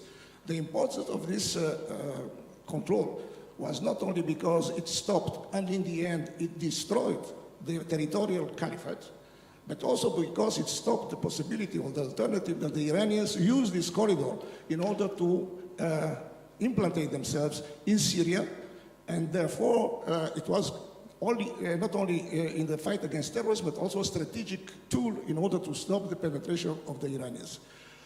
Turkey, because it has its own interest, we see there in the north this zone, yellow zone, this was the interest of Turkey to try to stop a kind of autonomy of the Kurds, because Turkey is afraid that the Kurds in the Syrian autonomy will provoke a backlash, if you want, in Turkey itself and the rise of the PKK as a concurrent to the Turkish state. By the way, you see that this is a Turkish map, by the way, from 2-3 weeks ago, but it doesn't mention the Russians. I put the Russians there because the Russians we see now are all of a sudden on the border with Turkey and Syria. Now, we are now entering the fourth phase with the decision of President Trump to leave Syria and the fact that the situation in this third of Syria is not clear. ISIS could become now again a serious force. Not only we know that there are some 70,000 people arrested, there are women. We saw the camps of the women in Syria. Most of them are controlled by ISIS. We have at least 2,000, 3,000 fighters of ISIS arrested there. Some of them, 500, 600, have already escaped. And they can reach the territory that we see in the west, Idlib, which is a major threat. More important, perhaps, because in the Idlib region you have 3 million people, you have 25, 30,000 fighters of Al-Qaeda, not ISIS, Al-Qaeda, Hayat Tahrir al-Sham. And so you see, it's not only ISIS the problem.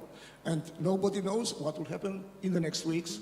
And this involves also Turkey very, very closely. I wouldn't want to go into too much detail when it comes to Syria, because again, I'm pretty sure there are going to be questions from the room. Why the threat but do refer to the larger security landscape. So the destruction of the caliphate a year ago, actually, has diminished the possibility that foreign fighters return not only to Europe, to Northern Africa, to Australia, and so on.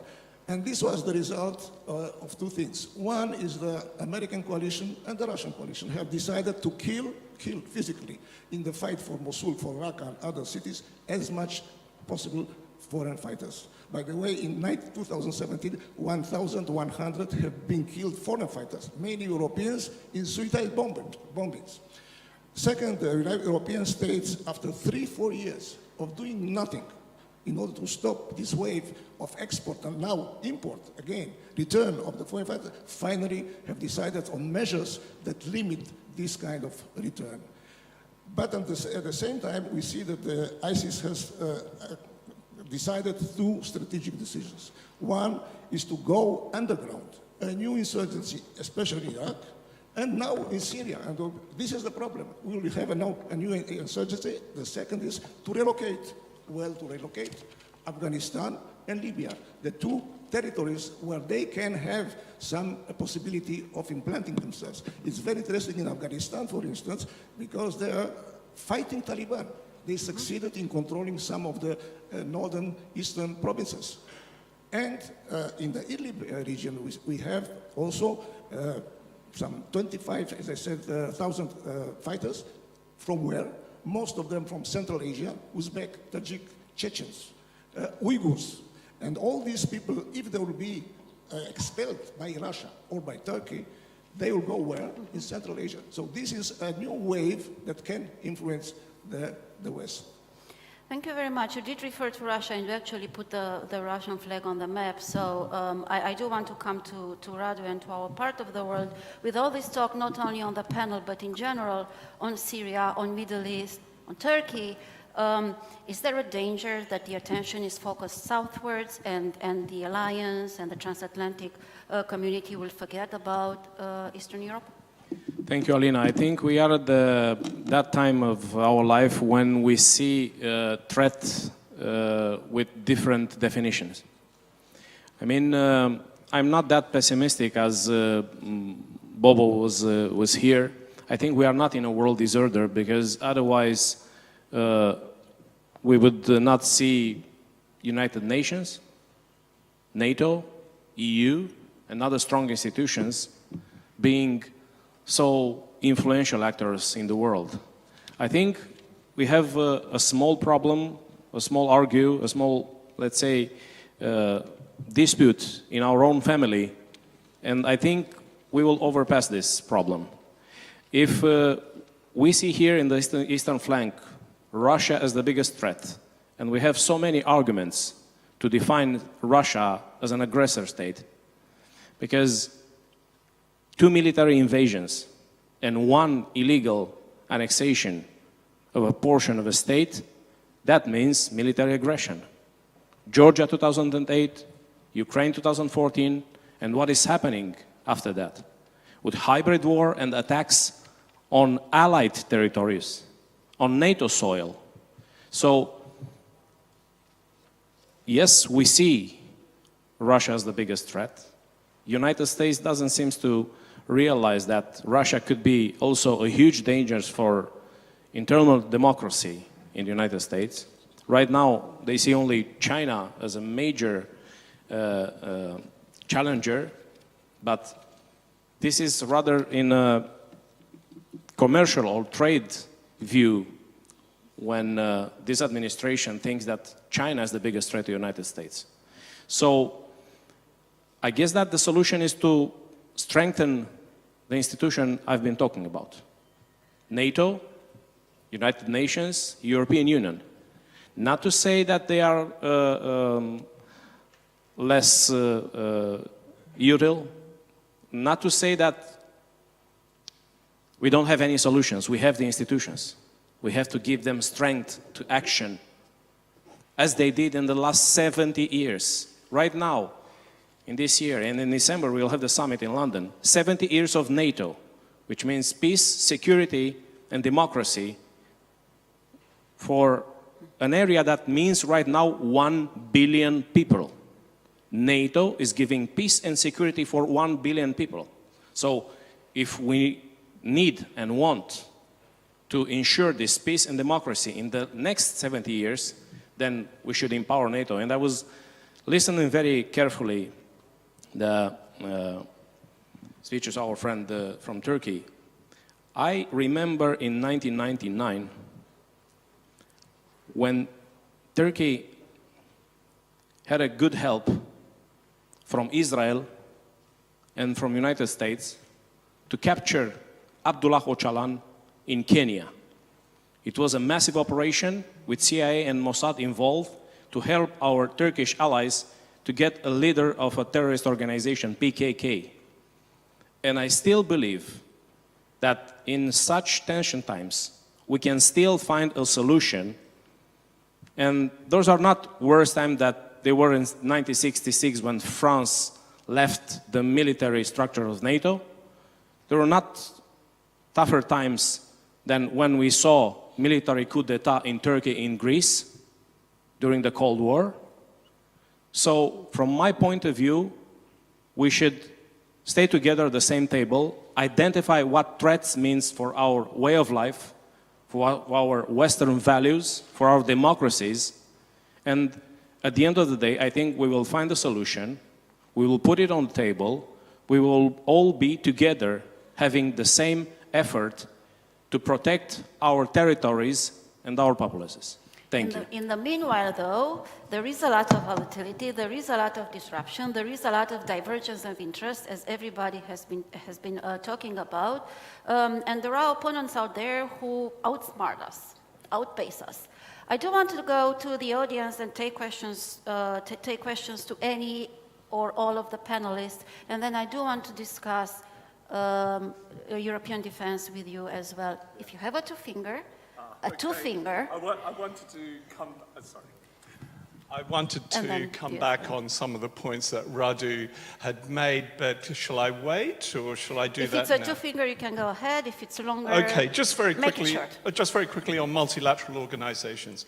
You know, it's a strange paradox, isn't it? We have never had so many multilateral organizations and mechanisms in the world. We have never had a greater need for them. And yet at the same time, they have rarely been more ineffectual. And I'm talking about both well-established multilateral organizations and newer forms, such as the sort of AIIB, the sort of the whole Belt and Road Initiative, that a lot of this is actually, they exist on paper, they have a certain residual reputation, but their existence is being questioned, and not just by countries outside the circle, but actually very much from within, by political establishments, by society. So that really does concern me. I see the US-China conflict as much, much more than trade. We were talking about this in a previous session.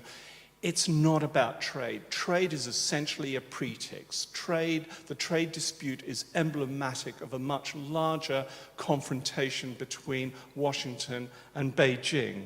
And you say, look, we need to strengthen NATO, the United Nations, the European Union. Even though I live in the UK, I absolutely agree with you. Of course we need to strengthen them. But the question is how. You were talking about divergences before. These are not divergences that we're seeing on matters of mere detail. These are fundamental divergences of principle. Take NATO. We talk about NATO being established on the basis of shared values. What shared values? What shared values do we see between, say, Donald Trump and Angela Merkel? What shared values do we see, say, between Ankara and Paris, or between Budapest and Madrid? I don't see them. I'm sorry. Fighting terrorism, ensuring peace in their own country. That's shared interests. Let's not go into a conversation here between the two of you. Two fingers, which means very brief. Okay, three fingers. If you allow me, I want to make a few comments on the issue of terrorism, but on divergences.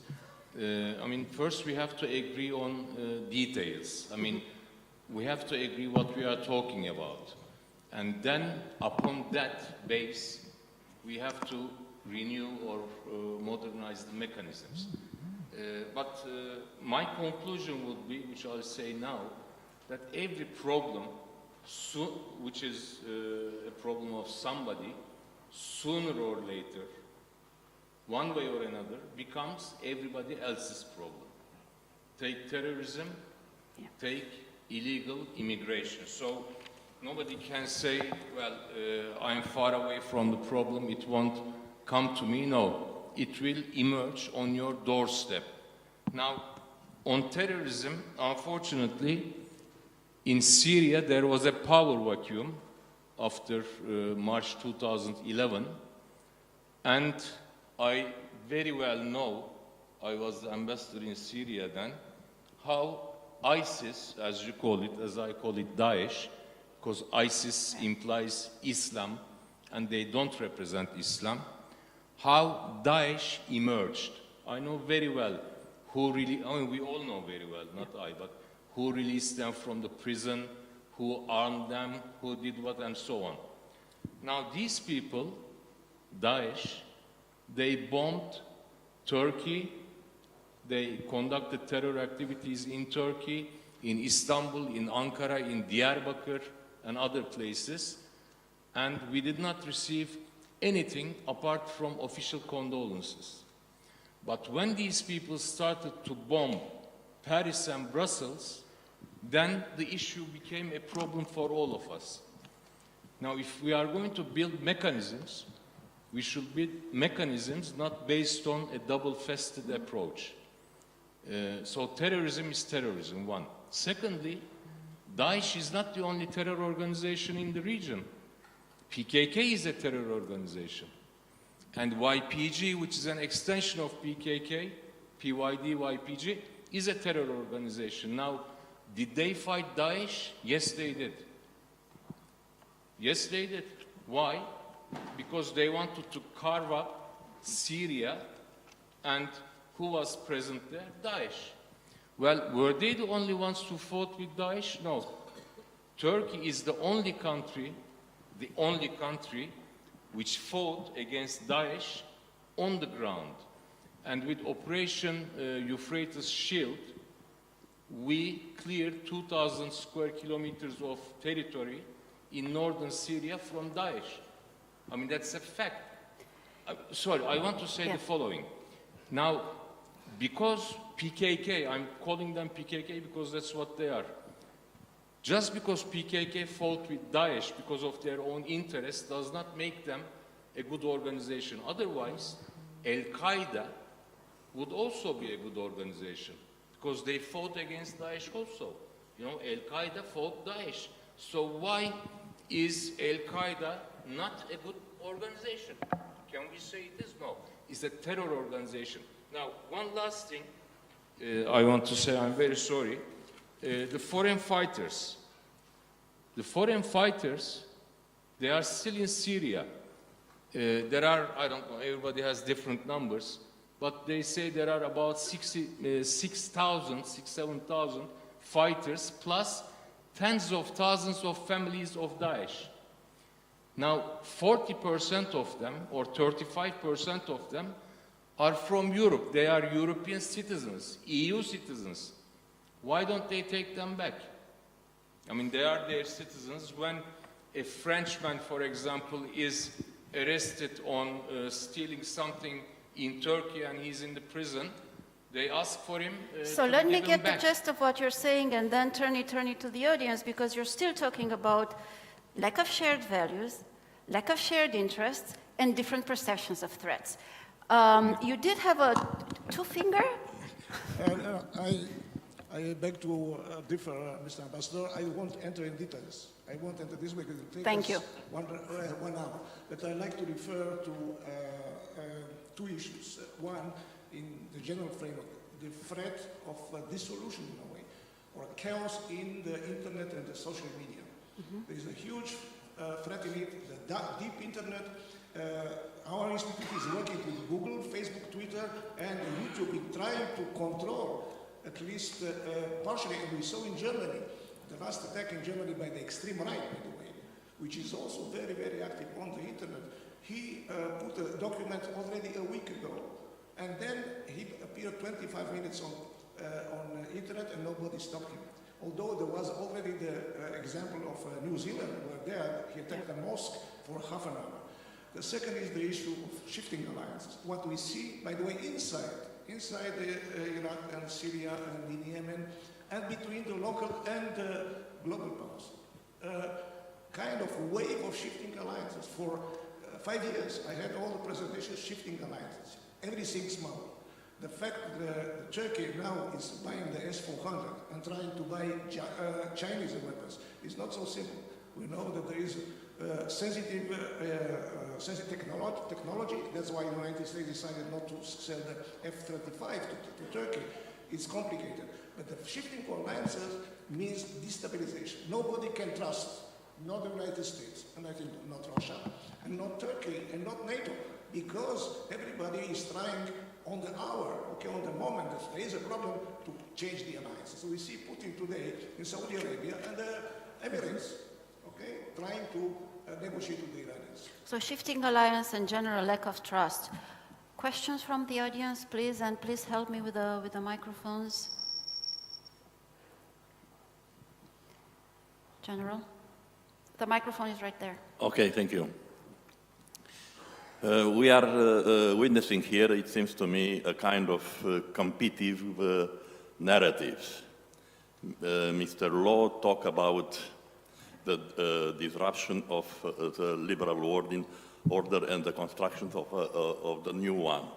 Radu is on the contrary, is considering that the institutions of the old order are already functioning. So my question is, for both of you, and also for the other two participants in the panel, what do you consider that there are the main tendencies of today? If we are going to replace the old order on a scale of 1 to 10, where we are in terms of replacing the old order, and for Radu, on the same scale, where do you consider that we would have to push in order to have the old institutions functioning in the next decade, at least? Thank you. I will take one more question and then go back to the panelists. Alexandra?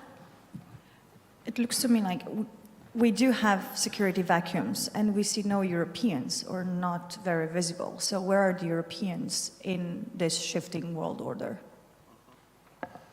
Another question I can bundle with this too.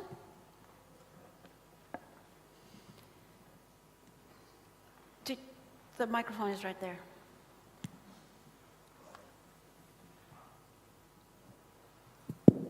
I'll be speaking in the next panel, but it wouldn't be fair to comment when the speakers are done. It seems to me the panel was very interesting, and I'm seeing a lot of positional approaches of advocating interests, obviously. But then on the one hand, we're talking about all kinds of people going to fight in Syria, and our Turkish colleague from the ministry is coming from a country which has a territory through which all those people are going to Syria, at least from North Caucasus or the region that I come from. Is it because you didn't have control over those territories? Because we have, from Northern Caucasus, Islamic groups to whoever you can name it, how did they all end up there? Why was that route so possible and available for them? Okay, I'll start with Radu. 1 minute. 1 minute, yes. I want to give, again, the example of NATO. This year we have 70 years. I guess 1 month ago, Mircea Joana said, which is now Deputy Secretary General of NATO, we have to renew our engagements. Like in the golden anniversary of the wedding. After 50 years, you will ask him, do you still love me? And she will ask him, do you still love me? And this is in the front of the priest. I mean, this Washington Treaty for 70 years really worked. So why do we want to throw something that is working so good and it proves peace and stability in the last 70 years? And if we have the secure and peaceful area for 1 billion people, United States, Canada, Europe, then we can have so many trade wars as we want. Because peace and security and stability and defense brings us all the good space to find solutions for any conflict or any dispute we have, as long as there is not a war. Thank you. 1 to 10. The microphone, please. My point had been, according to your narrative, that would mean that strengthening that kind of institution, we would have for at least a decade the old order functioning. So where do you think that we are now on this kind of tendency which you already had explained? I will answer you after the London summit, when I will see Donald Trump leaving for DC and saying that, okay, it was a good summit. Bobo. Can we move on to the next? Can we move on to the next panelist, Bobo? Okay, so replacing the world order. We are entering a post-American era. What I mean by that is a post-American global leadership era. But really, no one has a clear idea, least of all in America, about where this post-American era is leading. We know that the The liberal world order is falling apart, finds itself in an existential crisis.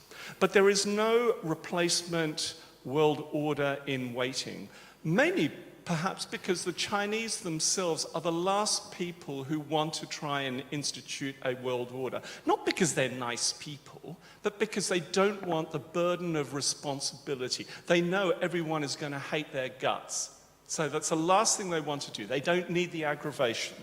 So I think on the route to a new world order, 2, 3, we're a long way away. Where are the Europeans in the world order? That's a great question, and I don't really have an answer. The future of the Europeans, for all the talk about strategic autonomy and all that sort of stuff, yeah, those are just words, those are just slogans. The future of the Europeans actually lies in some kind of transatlantic consensus. Now, obviously, the 2020 US presidential elections are going to be key, but they're not going to be enough. It's not going to be enough for someone not called Donald Trump to win in 2020. There has to be a fundamental rethinking of how the transatlantic consensus, alliance, a world works, on what principles, what are the obligations, what are the rights and responsibilities. There has to be greater strategic flexibility within that transatlantic alliance. On the NATO summit, this is a classic case, because take Article 5, which, different NATO member states have very different understandings of what triggers Article 5, which brings me to the London summit. Talking to people, I asked them what their expectations are of the London summit. And there, I think, we do agree, because their hope, rather than their expectation, is that they get through the summit without a complete car crash. That's exactly what happened at the last summit as well, the expectation. Yes. If you want to answer any of the questions, I think one of the questions was addressed to you. What was it? I didn't hear. Can you repeat your question if you get your microphone? The question was, we're talking about very different radical Islamic groups gathering in Syria, and we know factually that a lot of those end up in Syria through Turkish territory, and especially when it comes to North Caucasus and our neighborhood. How is that happening? Are you not able to control those territories so they have free channel, or why is it happening?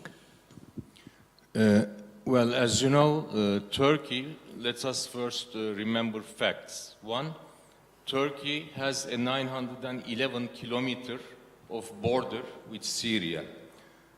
So it is impossible to control every inch of that border, one fact. Secondly, Turkey is a country which receives 42 million tourists every year. Now, we have returned from our airports about, I have the numbers in the back, but about 12,000 people that we suspected that could be coming to Turkey, to pass to Syria, to join Daesh. So we returned them back. But most of these people, by the way, later appeared in Syria, either killed or captured or whatever. Why? Syria has 3 more neighbors: Lebanon, Jordan, and Iraq. So please bear this in mind. In our prisons, we have about 5,000 Daesh members, many of them arrested, trying to enter Turkey. Now, I have to say 2 things here. One, when this threat emerged, I mean, when foreign fighters, as we call them, started to pour into Syria, we asked the European partners to help us. I mean, if you have any indication of a certain person being affiliated to that organization, let us know. And they said, we cannot do that. Why? Because we cannot restrict a citizen's freedom of travel. And they wanted us to pick them up, but you can only pick them up if you know about them. So unfortunately, at the very beginning, there was no international cooperation. I have to remind. One more thing. I was going to say something. The tourists, 40 million tourists. Some of the Daesh militants which came into Turkey and went into Syria, you know how they did it? They came as tourists, no beard, no nothing, very liberal. They went to 5-star hotels in Antalya, had a nice 2-3 days over there. And then, above any suspicion, they went to the border and then into Syria, those who couldn't pass. So please remember the fish that we caught, but also there is fish that also went in. But nobody can say Turkey did nothing to prevent Daesh from infiltrating into Syria. Yeah. On the strategic level, I think we are passing through a dual balance of power, the Cold War, one power, hegemonic power, United States, to a multi-power fight, which is not defined, like the 19th century. I think, by the way, that China has a very clear vision what they want to achieve. They want to achieve really global power, but they are very cautious and they prepare because they know that they are not the strongest military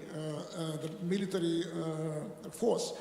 I think, by the way, that China is more of a threat to Russia than to the United States. We can see very soon, perhaps, an alliance between Russia and the United States because China is a heavyweight on the Siberian territory, and we see the economic and even demographic activity of Chinese in Siberia.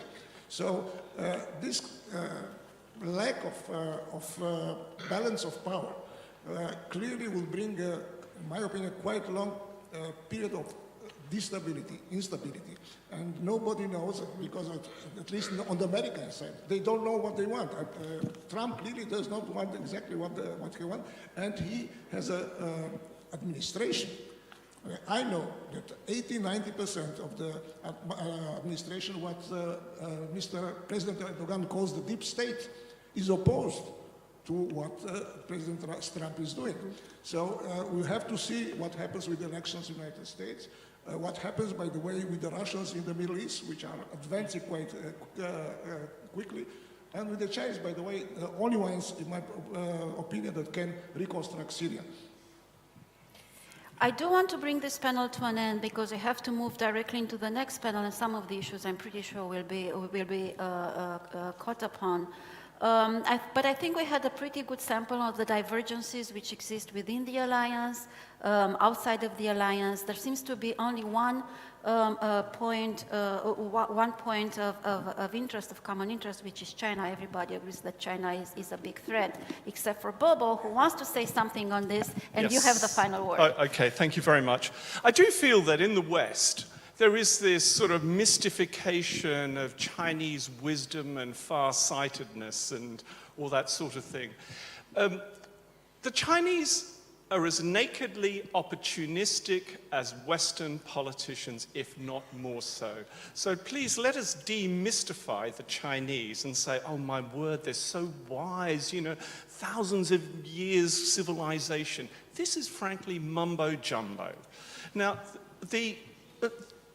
you say that China wants to dominate the world, but what do you mean by that? What's your evidence for the Chinese wanting to dominate the world? Yes, they want to modernize. Yes, they want to expand their influence, but they want to be the global hegemon with all the aggravation and responsibility that involves. It wants to replace the United States. I don't think there's the remotest bit of evidence for that. And finally, on the US, China, Russia, so-called strategic triangle.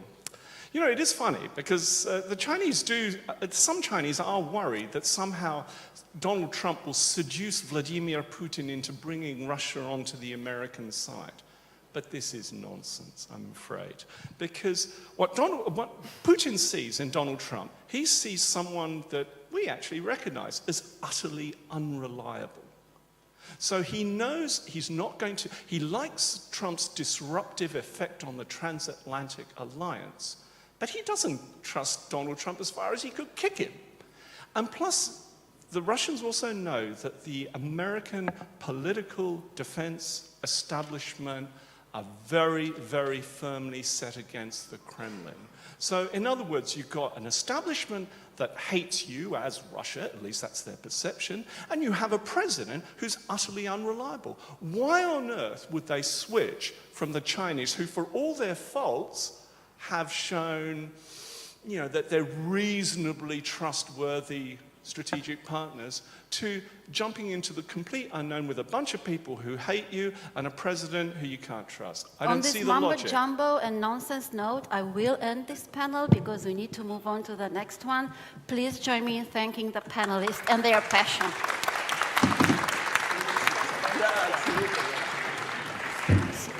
Thank you for the panelists. We'll move from Middle East to another geography, to Black Sea, and we'll invite a new team of panelists here.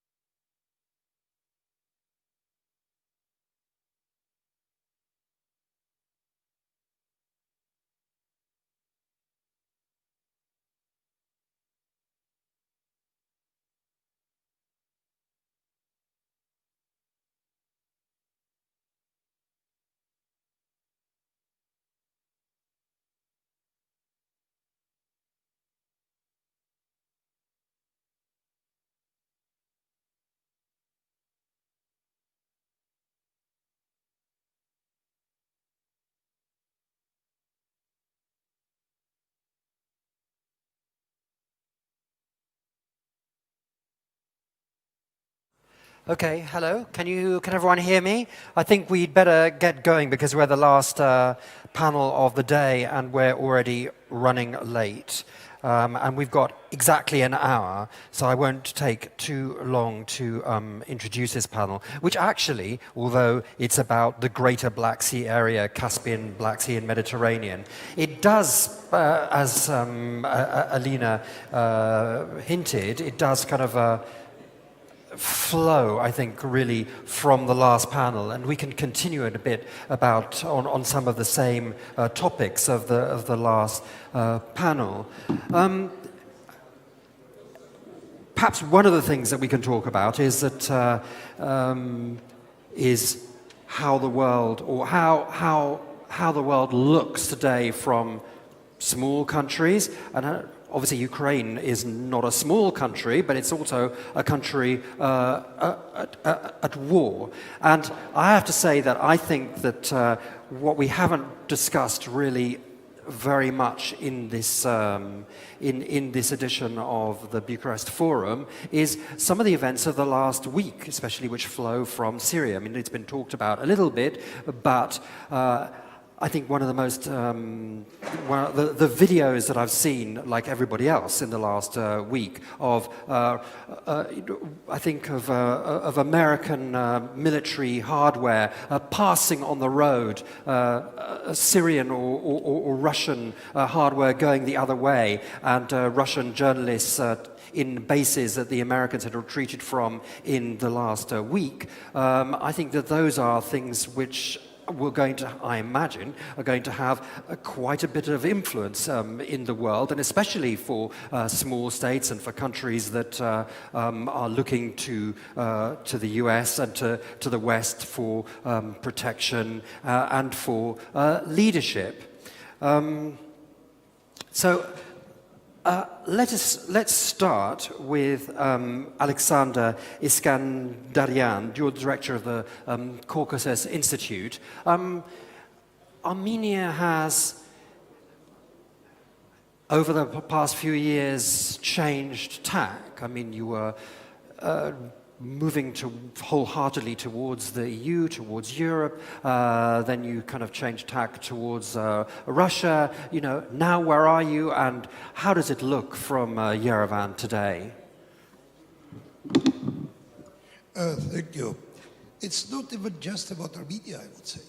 It's not just, it's no, about of course, South it's about Caucasus. South Caucasus, by its nature, is a region of small or not very big countries surrounded by big neighbors. South Caucasus altogether, I mean, Armenia, Georgia, and Azerbaijan, is by territory less than Romania. By population, it's approximately like Netherlands, all three countries. But it's quite important region. We are in between. We are in between Russia from the north and Iran and Turkey from the south, and Central Asia from east, and Europe from the west. So what I'm going to try to show you, it's not just a view from Armenia, but I will come back to Armenia as well. I would say that after World War II, there was a unique time in history when the Warsaw Bloc and the NATO divided up the world. In this bipolar world, competition between any two subjects would become a proxy conflict between the two superpowers. The rules of the game were set, and so was the price of breaking them. In Angola, I don't know, Czechoslovakia or Palestine, the interests of the parties in conflict followed the logic of bipolar world order. Just as hundreds of years before, the global divide passed through the Black Sea region was a watershed. The resulting layout was weird at times. Turkey, for example, that's joined the NATO, and no one went into detail in 1952, and no one went into details because Turkey's geographical situation made its membership essential for the NATO. Romania was in a peculiar situation, both inside the Warsaw Bloc, I would say, and outside Warsaw Bloc.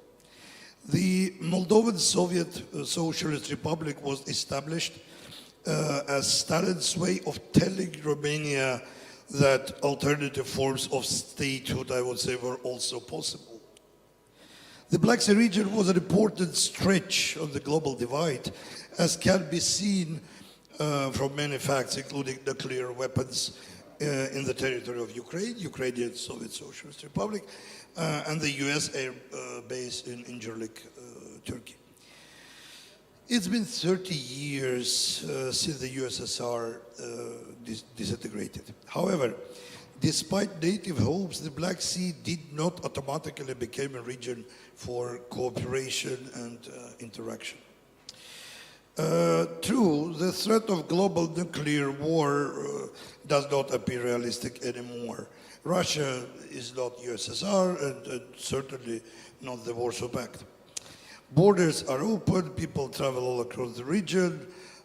Turkey is flooded by Russian-speaking tourists. I don't know, ferries running from Constanza and Varna to Batumi and Poti are part of the everyday routine of Georgian, Armenian, and Azerbaijani drivers. However, there aren't fewer conflict now. In fact, there are more. The region's sealed borders may look less impressive than the borders of the former USSR, with their barbed wire and missile launchers. Yet it's impossible to travel directly, for example, from Sukhumi to Kutaisi, both towns are in internationally recognized territory of Republic of Georgia, or from Tskhinvali to Tbilisi, which is just about 40 kilometers inside internationally recognized territory of Georgia. You cannot go from Armenia to Turkey directly. Border is closed. You cannot go from Karabakh to Azerbaijan. Some of the conflicts, such as ones in Donbass and Nagorno-Karabakh, aren't even fully frozen. People still get killed there. The difference is that the modern conflicts no longer embody the differences between global competitors the way they did during the Cold War.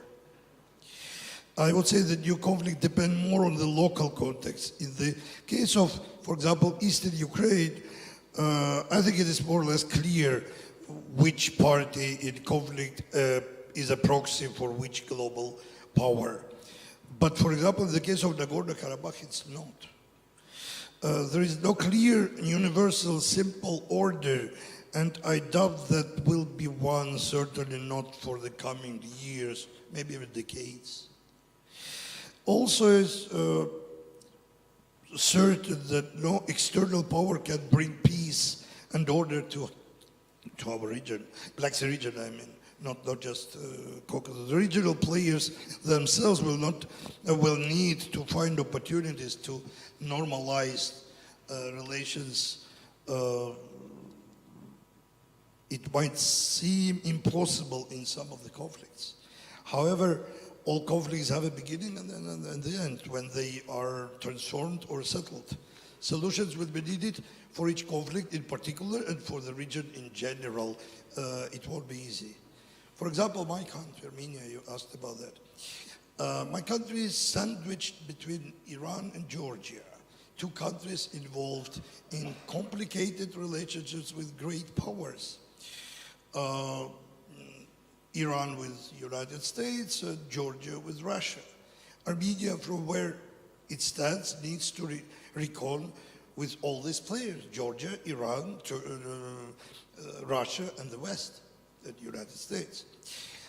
Our other neighbors are Azerbaijan, with which we have unsettled ongoing conflict, and Turkey that supports Azerbaijan, so they are close for us. This leaves Armenia little room for maneuvers. Whatever one's intention, one cannot ignore the elephant in the room. What Armenia is doing is trying to unite instead of dividing and to avoid becoming a butterfly. They require consensus. Becoming a what? Butterfly. Aha, yeah, okay. This requires consensus with all players. You have to do that. This, in its turn, requires learning being pro-Western without being anti-Russian and pro-Russian without being pro-Western. This is Armenia's answer to the challenge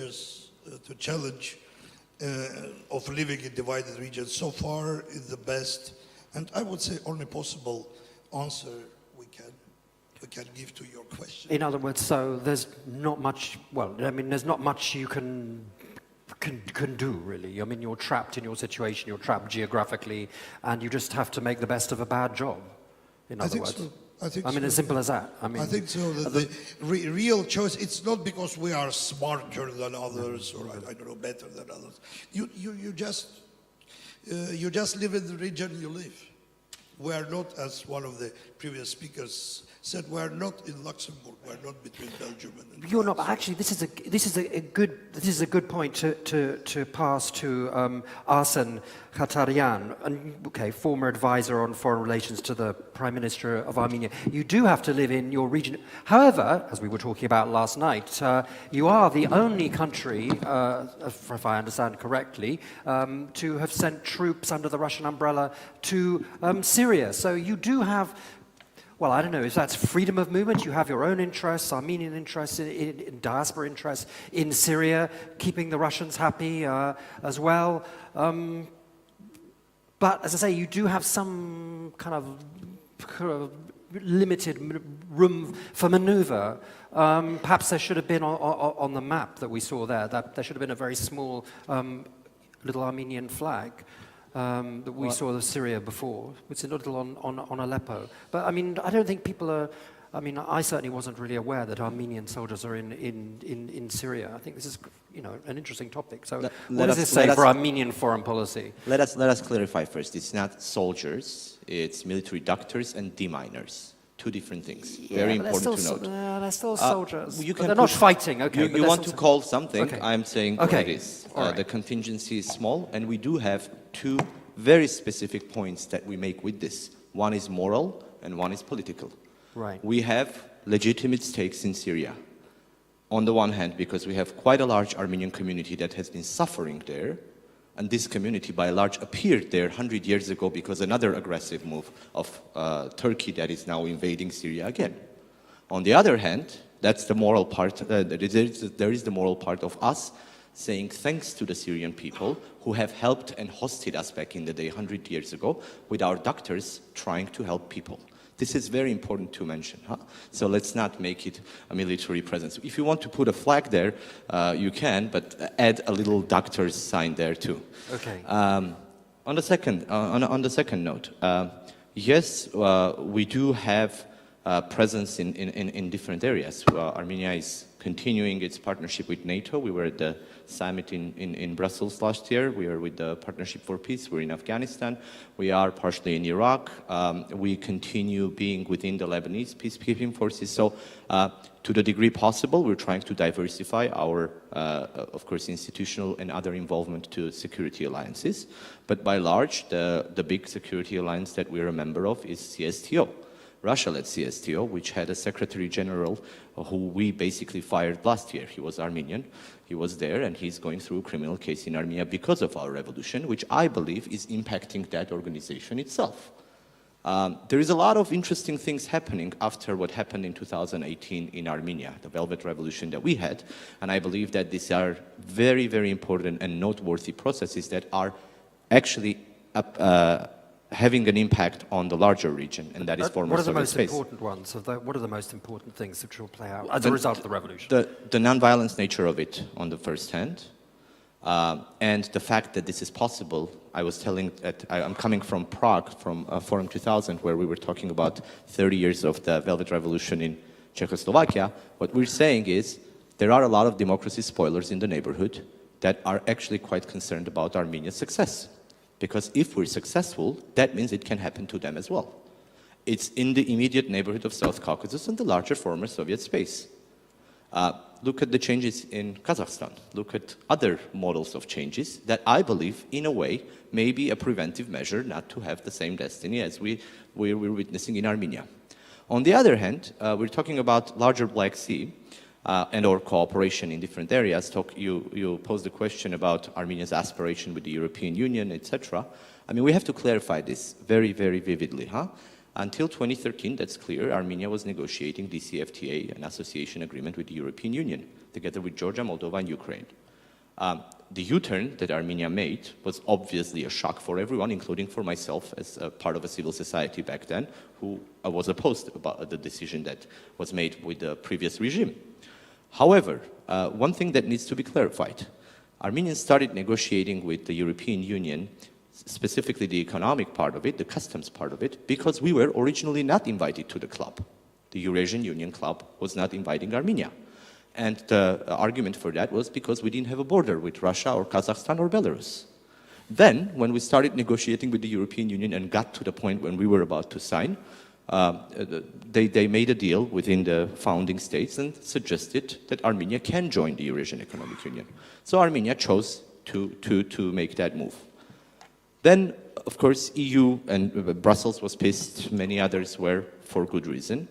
However, we reformed and started negotiating the political part of the association agreement and ended up signing another agreement with the European Union called CEPA, Comprehensive and Partnership Agreement with the EU in 2017.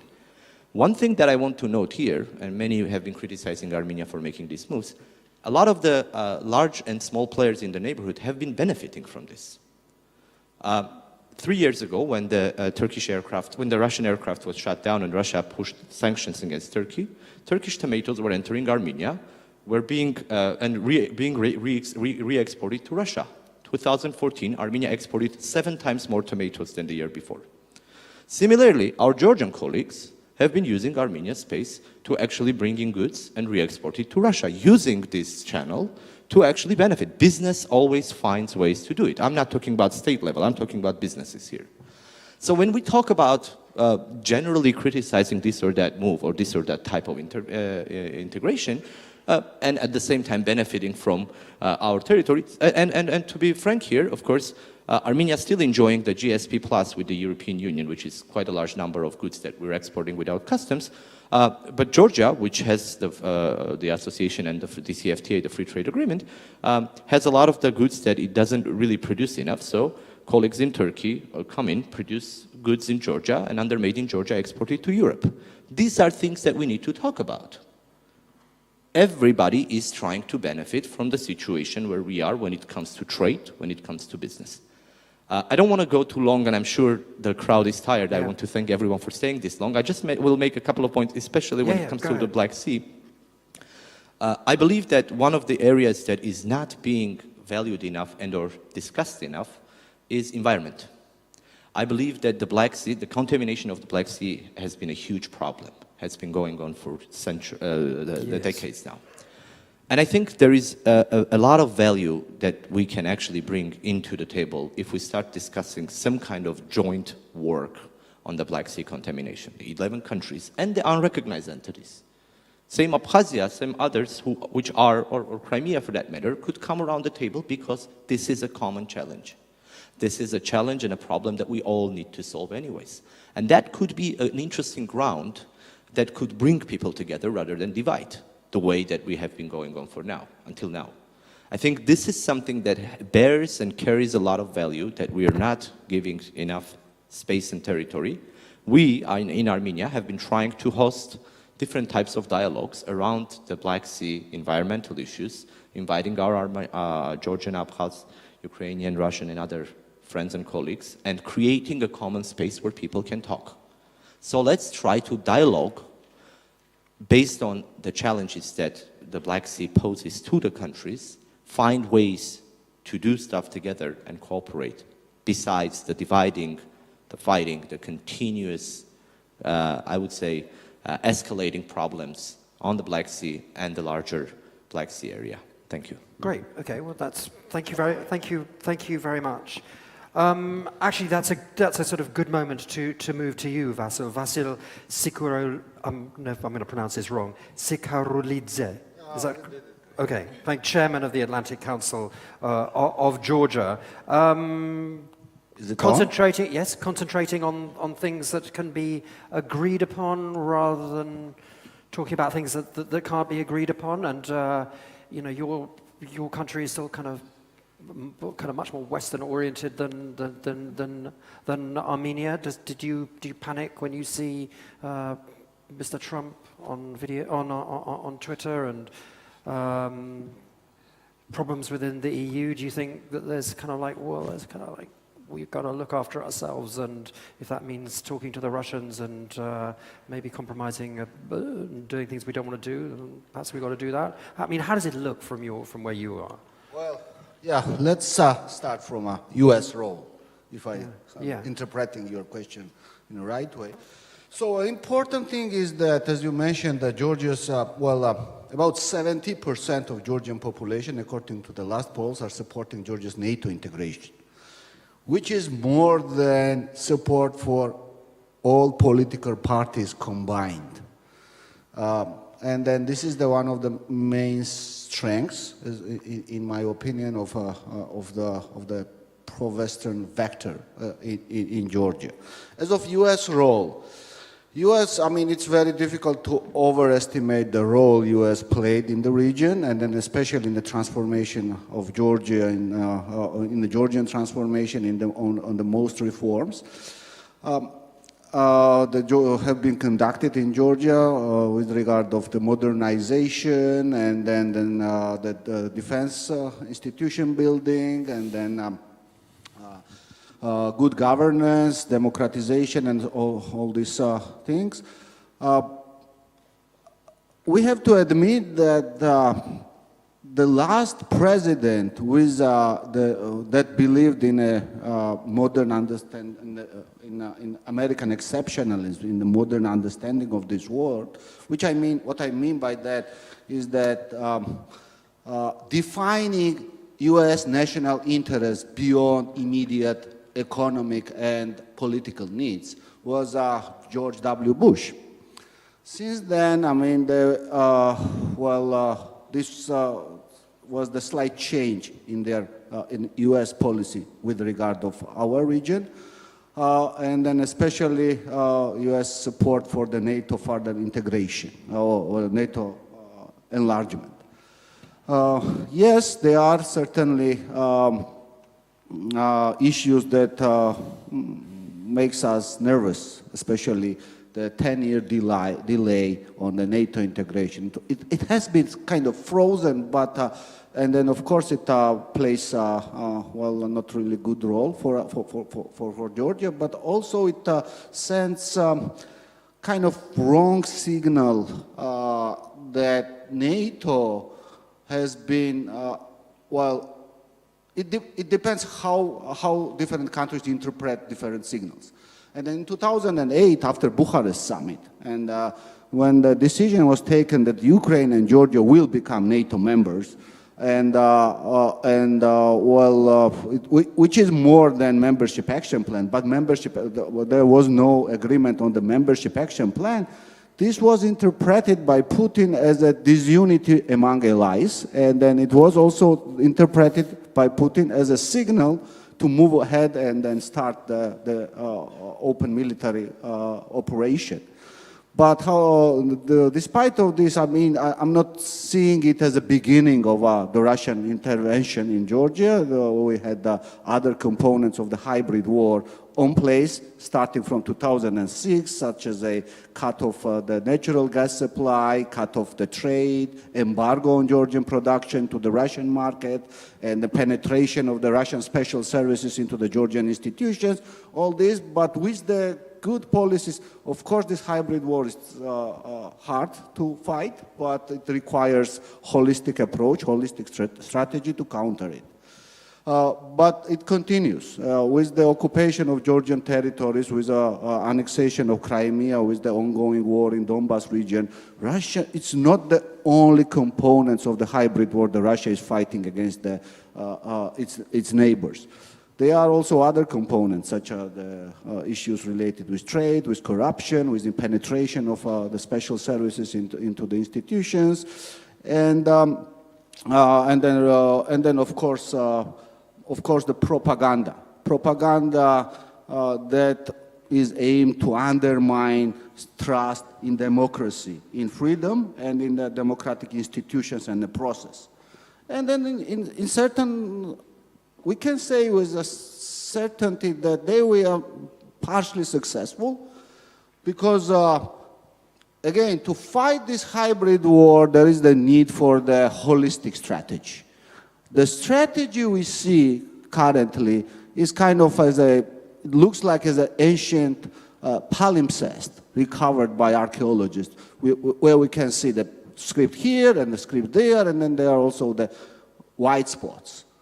So there are the positive steps made, such as deployment of US troops in Baltic countries, in Romania. They are a more serious approach towards selling their weaponry and especially the defensive weapons to Ukraine, to Georgia. But I think it's incomplete.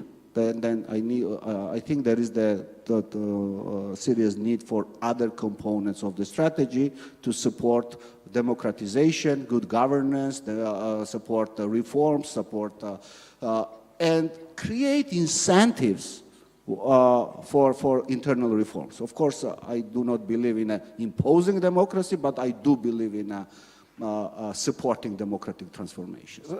Of course, but we've some of these things have become stripped back to the bone. What I mean by that is, for example, you were talking about Putin interpreted messages in 2008 and did what he did. What happens if he now thinks, I mean, if Mr. Trump thinks that the Turks and Kurds have been fighting for thousands of years over bits of land, it's nothing to do with us? Well, what happens if Mr. Putin decides tomorrow, for the sake of argument, I'm not saying he's going to do this, decides the people of Abkhazia will now appeal to Russia and the people of South Ossetia will now appeal to Russia to become part of the Russian Federation and go ahead and do that because actually Trump's not going to do anything and he thinks this is somewhere far away which he knows little and cares little. There's nothing you can do about it. Well, they had, in Abkhazia, they had effective control and an illegal military presence on the soil for a long time. Exactly. Not in 2008. I think what would they do, actually, and what I'm afraid more than annexation of the occupied territories, is that somehow to look and then try use different tools to somehow justify their occupation of Abkhazia and Ossetia by trying to invent different formats and the different kind of dialogues where they would try to assert Abkhazia or South Ossetia while bringing other players around. But I think that they failed on recognition, and then I think it's a good story, good news for us. What could we do if they decide, yeah, well, there is a little we can do, actually, but Russians are responding to the incentives. They are militant power, they are attacking they are challenging liberal order, they decided to review post-Cold War order.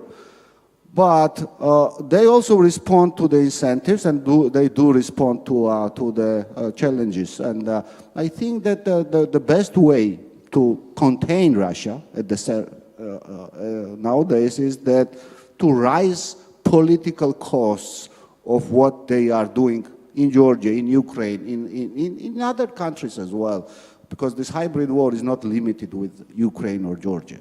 Of course, but as I said, what have we seen in the last week? We've seen Russians in camps where the Americans have retreated from. So how can we believe in that anymore? If I was a Georgian, I would go like, well, you know, Washington's a long way away. I mean, this is unfortunately where we are, but we have to talk about it. You described it pretty correctly. That's it's really very hard to see for that Russians are. Are they winning? Are they really winning? I don't know. I mean, it's just... they're winning in Syria. Yeah, well, it looks like that there is no countering strategy, the strategy that would counter Russian assertiveness and their attempts to change the world order and then liberal order, especially in Europe. Okay. Including, what they are doing in Syria. Okay. Hannah Shelest, you're editor-in-chief of Ukraine Analytica and a lot more, and are from Odessa. I mean, I've described what I think the kind of the kind of inadvertent signaling we've had from Trump over Syria. But for you, I mean, it's a lot worse, isn't it? I mean, the president rings up and, turns off the arms that you need to defend yourself. You need to defend yourself. For people to stay alive in a shooting war, it turns it off because he wants to help win elections in the US. If I was a Ukrainian, I'd go, these are not people we can rely on. I'd be pretty worried if I was you. You know, we've been worrying for so many years, if not centuries, that probably we became quite a sick in these emotions. And here, like after my colleagues were talking and your question about Syria, I just realized that one phrase was just ringing in my head all the time, that Russians are winning when we stop fighting. And when I say fighting, it doesn't mean only military, but when we are not opposing. What happened in Syria, it is exactly, they started to win there after so many years of being present there, only when Americans said that they're going out. So as soon as they didn't have any opposition. The same we witnessed, for example, in the Ukrainian case, because the real war, I mean, the military, the hot war is in the eastern Ukraine, but when you go to the whole territory of Ukraine, the war also exists. It's just different type of the cyber war, of the information war, of the economic war. And here as well, we were witnessing, like, as soon as we started to fight the cyber, we were probably the only country this year they didn't have difficulties during the elections because they were attacked against the central election system, but they were successfully prevented. So we are learning, we are fighting back, only in this case we are not allowing other side to win. And here, when you are coming like to make a bridge to the US situation, definitely the last month was crazy for us with all these testimonies that are now happening, with the very controversial statements of the US administration. But at the same time, it seems to me that we, as the Ukraine, Georgia, Moldova, we should not limit the United States only to the White House or only to the personality of the president. Because exactly the situation with the military support and with these blackmailing demonstrated wonderful thing, that Pentagon was in support of Ukraine, State Department was in support of delivering these military assistance, Congress, both Democrats and Republicans, were in support, and they pressed and they were against the White House that decided not to sign the final signature over there. So that makes us a little bit more optimistic, but not panic as you propose, because we understand that the United States is a little bit more than just the personality of the president, that sometimes system works much more sound-minded, if you can say it like this, and there are counterbalances to some crazy decisions. However, unfortunately, we definitely can't be completely relaxed, but that's also make us a perfect lesson that when it is your security, you're the first responsible for it. You can definitely dream about the all support of all NATO members, of the United States, of wherever you want, but at the final moment of fighting, it is only you, your army, your state apparatus, your society that are either able to protect your country and sovereignty of your country or not able to do it. Great, okay. Thank you very much. Okay, so we've got about 20 minutes. Okay. Probably we should have like a little group of three questions or comments. Keep it short, and please just introduce yourself.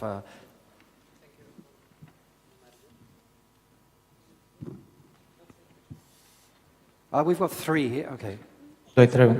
Okay. It works. I have a brief question for Hannah. Sorin Ioniță from Expert Forum, a think tank from Bucharest.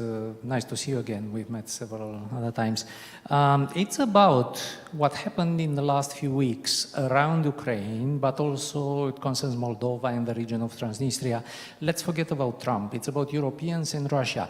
What do you make of this, all this noise about finding a formula for Donbass and then for Transnistria in Moldova, the Steinmeier formula. All these discussions are suddenly intensified, and they come from both directions, Moscow, but also from the Europeans, from Berlin.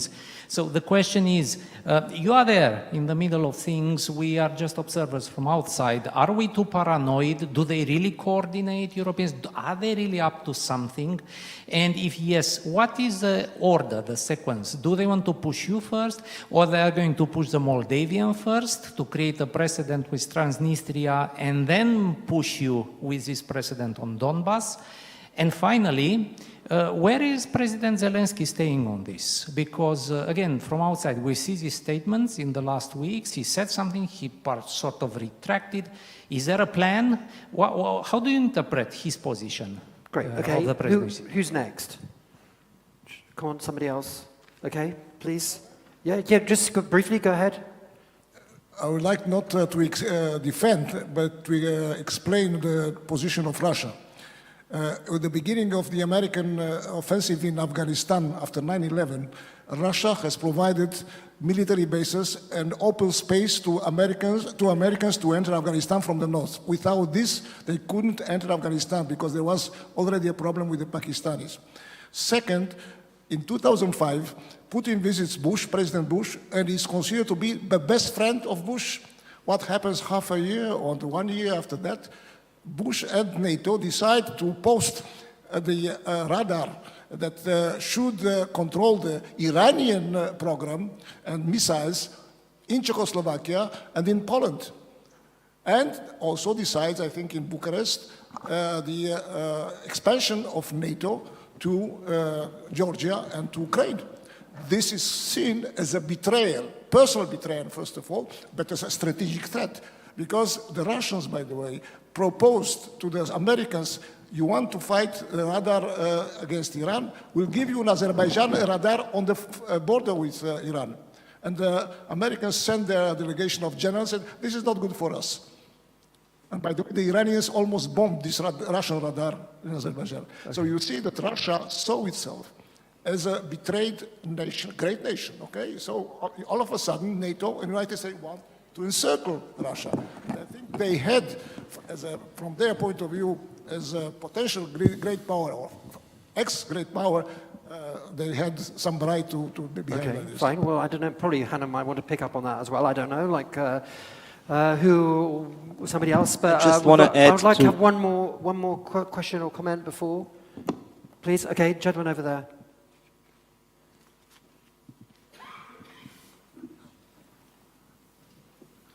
Good afternoon, Marius Pomescu from National Defense University here in Bucharest. I take advantage to have this guest on the table, and I am asking you something related to Armenian approach in western side and eastern side, because you told us that when you are together with Russian Federation, the other side asks you what you're doing there, and vice versa. And this is very useful for the other countries that are mainly against one side, because they have problems with some national interest. So if we have to link to the values that were presented before this panel, in the previous panel, because we said at the end, we do not have the same values, even within some multinational organizations. If you can nominate as an Armenian country one value and one interest that you use in order to cooperate with West, and one value and one interest that you use to cooperate with Russian Federation. And this way, maybe we can help to understand how we can approach in common values for the next multinational organizations and to have the energy to cooperate together. Thank you. Okay, well, Hannah, the first question was for you about the Steinmeier plan, and then I don't know if somebody would like to pick up on the question of the great power feeling encircled, and then third question for Armenia. Okay. Thank you. First of all, just one phrase to the alley, because it really caught my attention that Russians felt betrayal by the US. Honestly, where in this phrase is Ukraine and Georgia? I mean, does Russia own Ukraine and Georgia? So when Ukraine and Georgia were deciding to join NATO, it is our relations with NATO. They can feel as far as they want, but it is like my ex-boyfriend will be jealous to my future husband. That is their problem. It is not our problem. No, it is unfortunately now our problems, but I mean that it is not our guilt. It's probably something that they need to go to the psychiatrist. But if we go to the Steinmeier formula, because it is more interesting now, you're completely right. Unfortunately, we notice it for the last 3 years at least, that very often Russians are coordinating their ideas that they are throwing to the resolution process in Transnistria and in Donbass. And sometimes we saw, for example, propositions for Donbass that were proposed to Transnistria back in 1990s or in the beginning of the 2000s. So those people who are dealing with the Transnistria conflict in Ukraine wrote already several articles wonderful about analyzing these parallels that are happening all the time. With the Steinmeier formula, you're not paranoid because Ukrainian population started to go with no capitulation. What is the biggest problem? The biggest problem is that the formula itself brings even more question marks than the answers. It is extremely vague. It is even more vague than the Minsk agreements. And the only idea why Ukrainian president agreed to it, because he really wants Normandy 4 meeting. Because of his personal political ratings and ambitions, because the previous president couldn't meet with Putin, because of his ambition that he thinks that everybody considers me as a clown, as a comedian, but I can talk to Putin. So first, it is personal to him. And the second is that he thinks it is the only way to meet and finally to talk on another level, because Minsk is in stagnation. So unfortunately, this scenario is extremely favorable for Germany and France, because they are already tired of all this postponing of the meetings, and they also hoped, okay, it's easier to press Ukraine to sign something like Steinmeier formula than to press Putin finally to meet. You know, for how many times Kremlin was just declining the meeting that was proposed. That's why when you try to understand Zelensky's standing about the Donbass, fortunately or unfortunately, it is in the flux. There are certain red lines that he announced, and the last one was 2 days ago by his representative. He finally said 7 things. But at the same time, we still don't know what are the nuances of his, what are his future steps. Red lines are territorial integrity. Red line is the sovereignty. Red line is the elections only after security. Red line is the withdrawal of the Russian forces from the Ukrainian territory. So all these things here naming, that is good. But it's always the question, okay, what is next? Special status for Donbass? What is in this special status? Yep. And many, many questions like amnesty, not full amnesty. So these questions, it seems to me, they're, at least from my insights that I have from his team, they're still developing it. They still don't know whom to trust in it, and they're working by intuition, like what both our foreign partners and what Ukrainian population would accept as the certain compromises. Before or after, it seems to me you can't make it before or after, because Moldova is so complicated and complex and long-term, so it can't be that just tomorrow you sit and finally sign certain agreement. They also will go with a certain process, so it seems to me they will try to make it in parallel, depending who will be the first one, Ukraine or Moldova, to go to some confessions, or how you will name it. Great, okay. Was there a question for you about values and interests? Values and interests, okay. With Russia, it's very easy. It is security. Turkey is member of NATO, that's it, in our region. It's clear. If you need security in our region, you should go to Russians. You really, what else? Iran, China, Israel, okay, but this is about cherry on the cake. If you need security, you go to Russia. That's very clear in our region. I remember in this city, in 2008, in early April, President of Georgia at that time, Mr. Saakashvili, proclaimed that Georgia is going to be member of NATO. exactly in 4 months, in August 2008, Russian tanks stopped in 40 kilometers from his capital. Very clear. So Russia for us is security. If you are in the region where you are Turkey from the west, Azerbaijan from the east, and Nagorno-Karabakh, and this Georgia, which I told in my presentation, Iran and Georgia, it's all to choose. Russia is security. Europe. Europe is identity. Maybe in Europe they don't know, but Armenians are European nation. If you ask Armenians who you are wider than just your ethnic identity, they will say, we are Europeans. And this choice, sometimes they talk about choice, which should be done by ours. Ours, I mean, not just Armenians, former Soviet people. You cannot do such kind of choice by signing a paper. It's not about organizations, it's not about Brussels, it's not about bureaucratic machines. It's about civilization and choice, which was done, if you would ask Armenian from the street, approximately from Alexander the Great till Renaissance, a couple of thousand years. So you are part of this space. I teach, and my students, maybe more than half of them, speak English already better than Russian, which is absolutely, in my generation, it was, I had my curriculum in Russian. For Yerevani intelligentsia of my age, Russian usually is not even a good known foreign language, it's one of the mother tongues. Now it's not the case. All of them want to go to the West. This program, that program, 1 week, 1 year, Poland, Romania, France, Netherlands, Great Britain, United States, New Zealand, doesn't matter. They want to do it. They feel themselves part of this type of society. They wish that. I don't remember for last 30 years a young person who wants to go to Chelyabinsk State University and maybe never will. It's not about good or bad. It's about filling of population there. You can have brilliant relationships with Russians in Armenia. You can. But you cannot feel yourself Russian and finishing. You can have brilliant relations with Iran, but you cannot feel yourself Persian, American. You can't be European. If Italians are, if Portuguese are, if Romanians are, why not?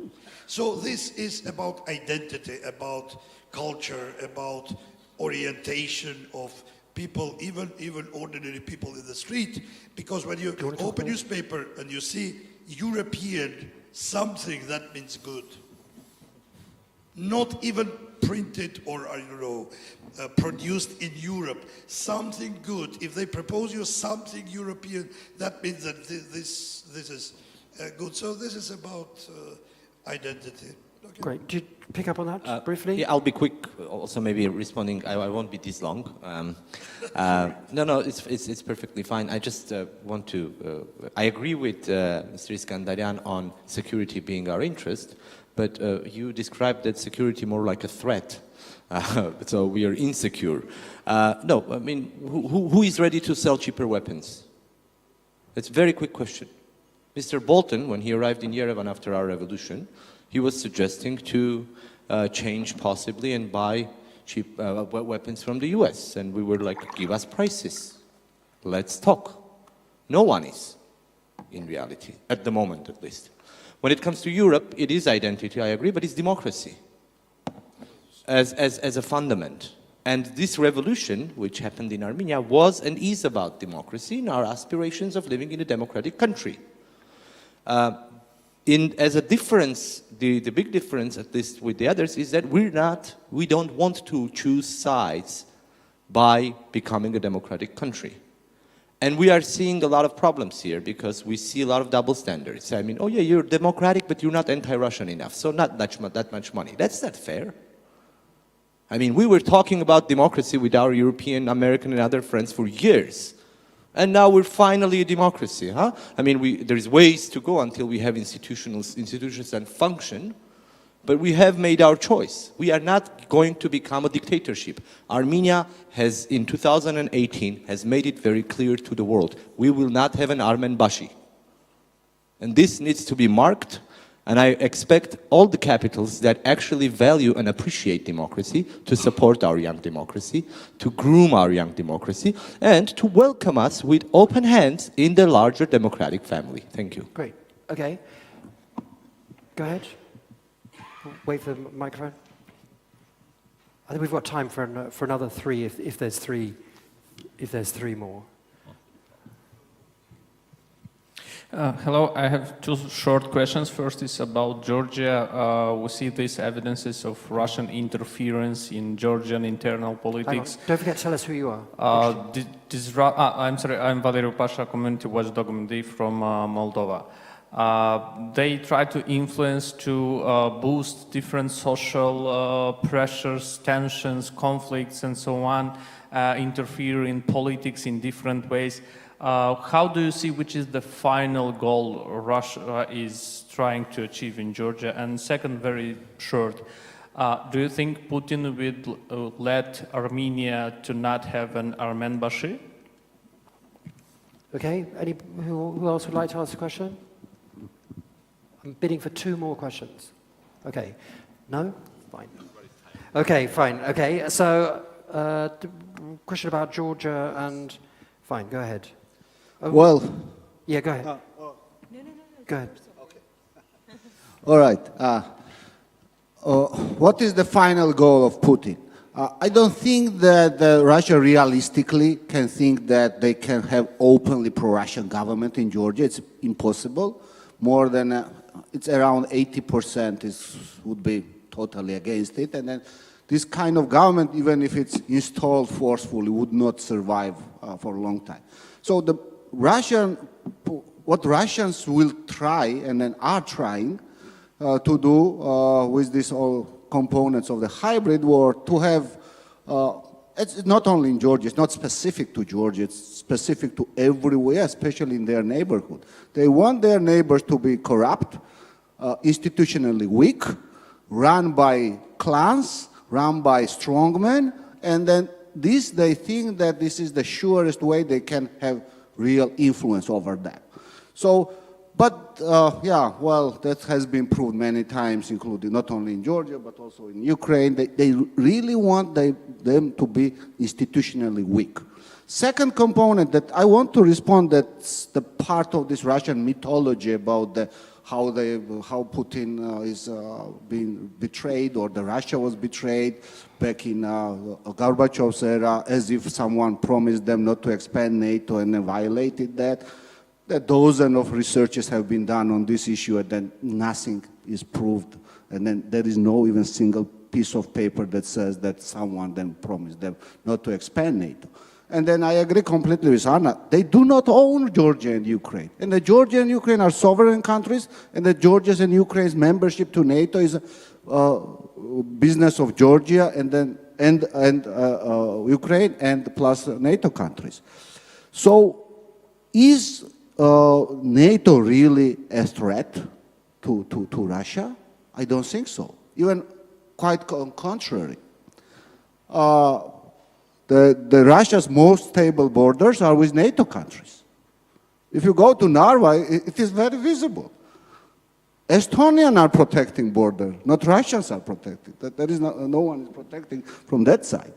And yeah, it's kind of nice to have NATO member as a neighbor. In our region, in South Caucasus, I mean, Azerbaijan is kind of, the neutral, while the technically our friends Armenians, but I have not seen in my life any Armenian that would say that the Georgia's NATO membership would represent any threat to Armenia. Never. We participated trainings in Georgia together with you and others. Completely agree. Even more, my friend Armenians, they see it as an opportunity for Armenia rather than any threat or risk. So those issues related to that Russia feels threatened, that they are completely groundless.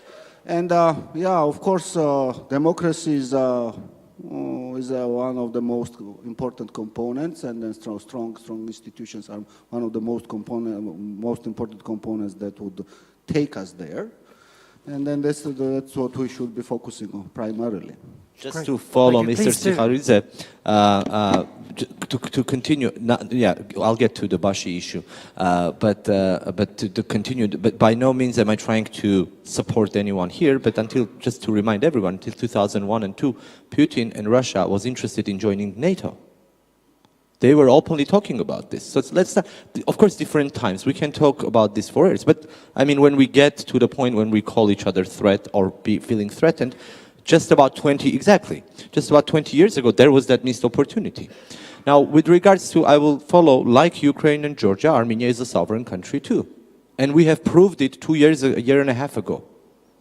I want this to be taken very seriously. Follow how Armenia is conducting its foreign policy now. Follow its new UN votes. Follow its behavior in different international, multilateral and bilateral arenas.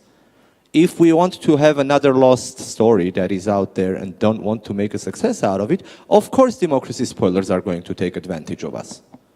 But put us on the map of democratic states. Put us on the map of an interesting policy conducting countries. Make this a success story of trying to bringing interests together, bridging interests together, rather than dividing and or taking parties or sides and becoming another problem in the region that we have enough already.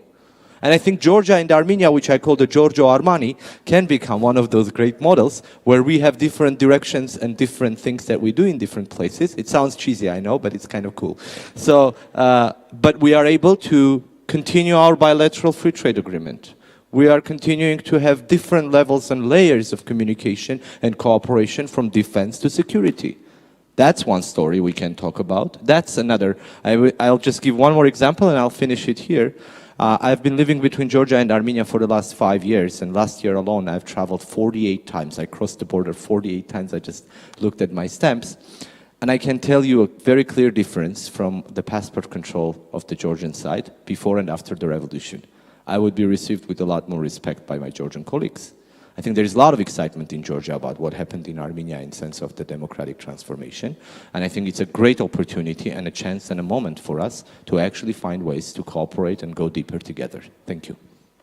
Great. Well, thank you very much. Well, I think on that note, it's been just over an hour, and I think everybody is exhausted, but it's been an extremely productive panel, an extremely productive day and 2 days. So I would like to say thank you to our panel, thank you to the audience for bearing with us so late in the conference, and thank you to Aspen and to GMF. Alina, is anybody else I need to say thank you to, or you will do that? We'll take care of this, don't worry. Thank you, team, for your moderation. And thank you, everybody, for being with us for so long. I did have a little bit of a spiel on everything that was discussed and the conclusions of it. I won't read it because everybody's tired, and we'll put it in a thank you letter to everybody, as Ciprian suggested. There is only one conclusion which I want you all to take with you from this conference. There has not been any panel. We had females, we had women on each and every panel of this conference, and I think this is one of the big successes of the meeting. And we will meet again next year. We will meet again in March for the Bucharest Security Forum. We do expect as many of you as possible to come and attend these events. Thank you, all of the speakers. They were not only very good, but extremely, extremely, extremely passionate. So thank you, everybody, and thank you all for your patience and for your resilience. And Ciprian, please join me in thanking everybody. And you can see how the convergence of interest is working very nicely with the two organizations. Thank you. In the morning, we promise you that we will have, including today, very intense discussions. And I hope you will agree that today the panelists, the conversations were in this sense. I would like at the end to thanks to all our partners, institutional, media, strategical partners, close partners, to our sponsors that make this possible, this event possible. And for sure, we need to thank you to all persons that supported us, the volunteers, the GMF team, and Aspen Institute team. And I hope you'll join me congratulating that persons that for a few days worked to this event. Thank you and all the best, and see you to our next event. Sorry, I didn't mean to, but I did. I do want to thank Nicea Joana for all the help that he has been putting into starting this event, creating this event, working close with the team to the organization of it. I don't know if this is live streamed. I don't think Mircea has enough time to watch us, but I want to thank him for his contribution.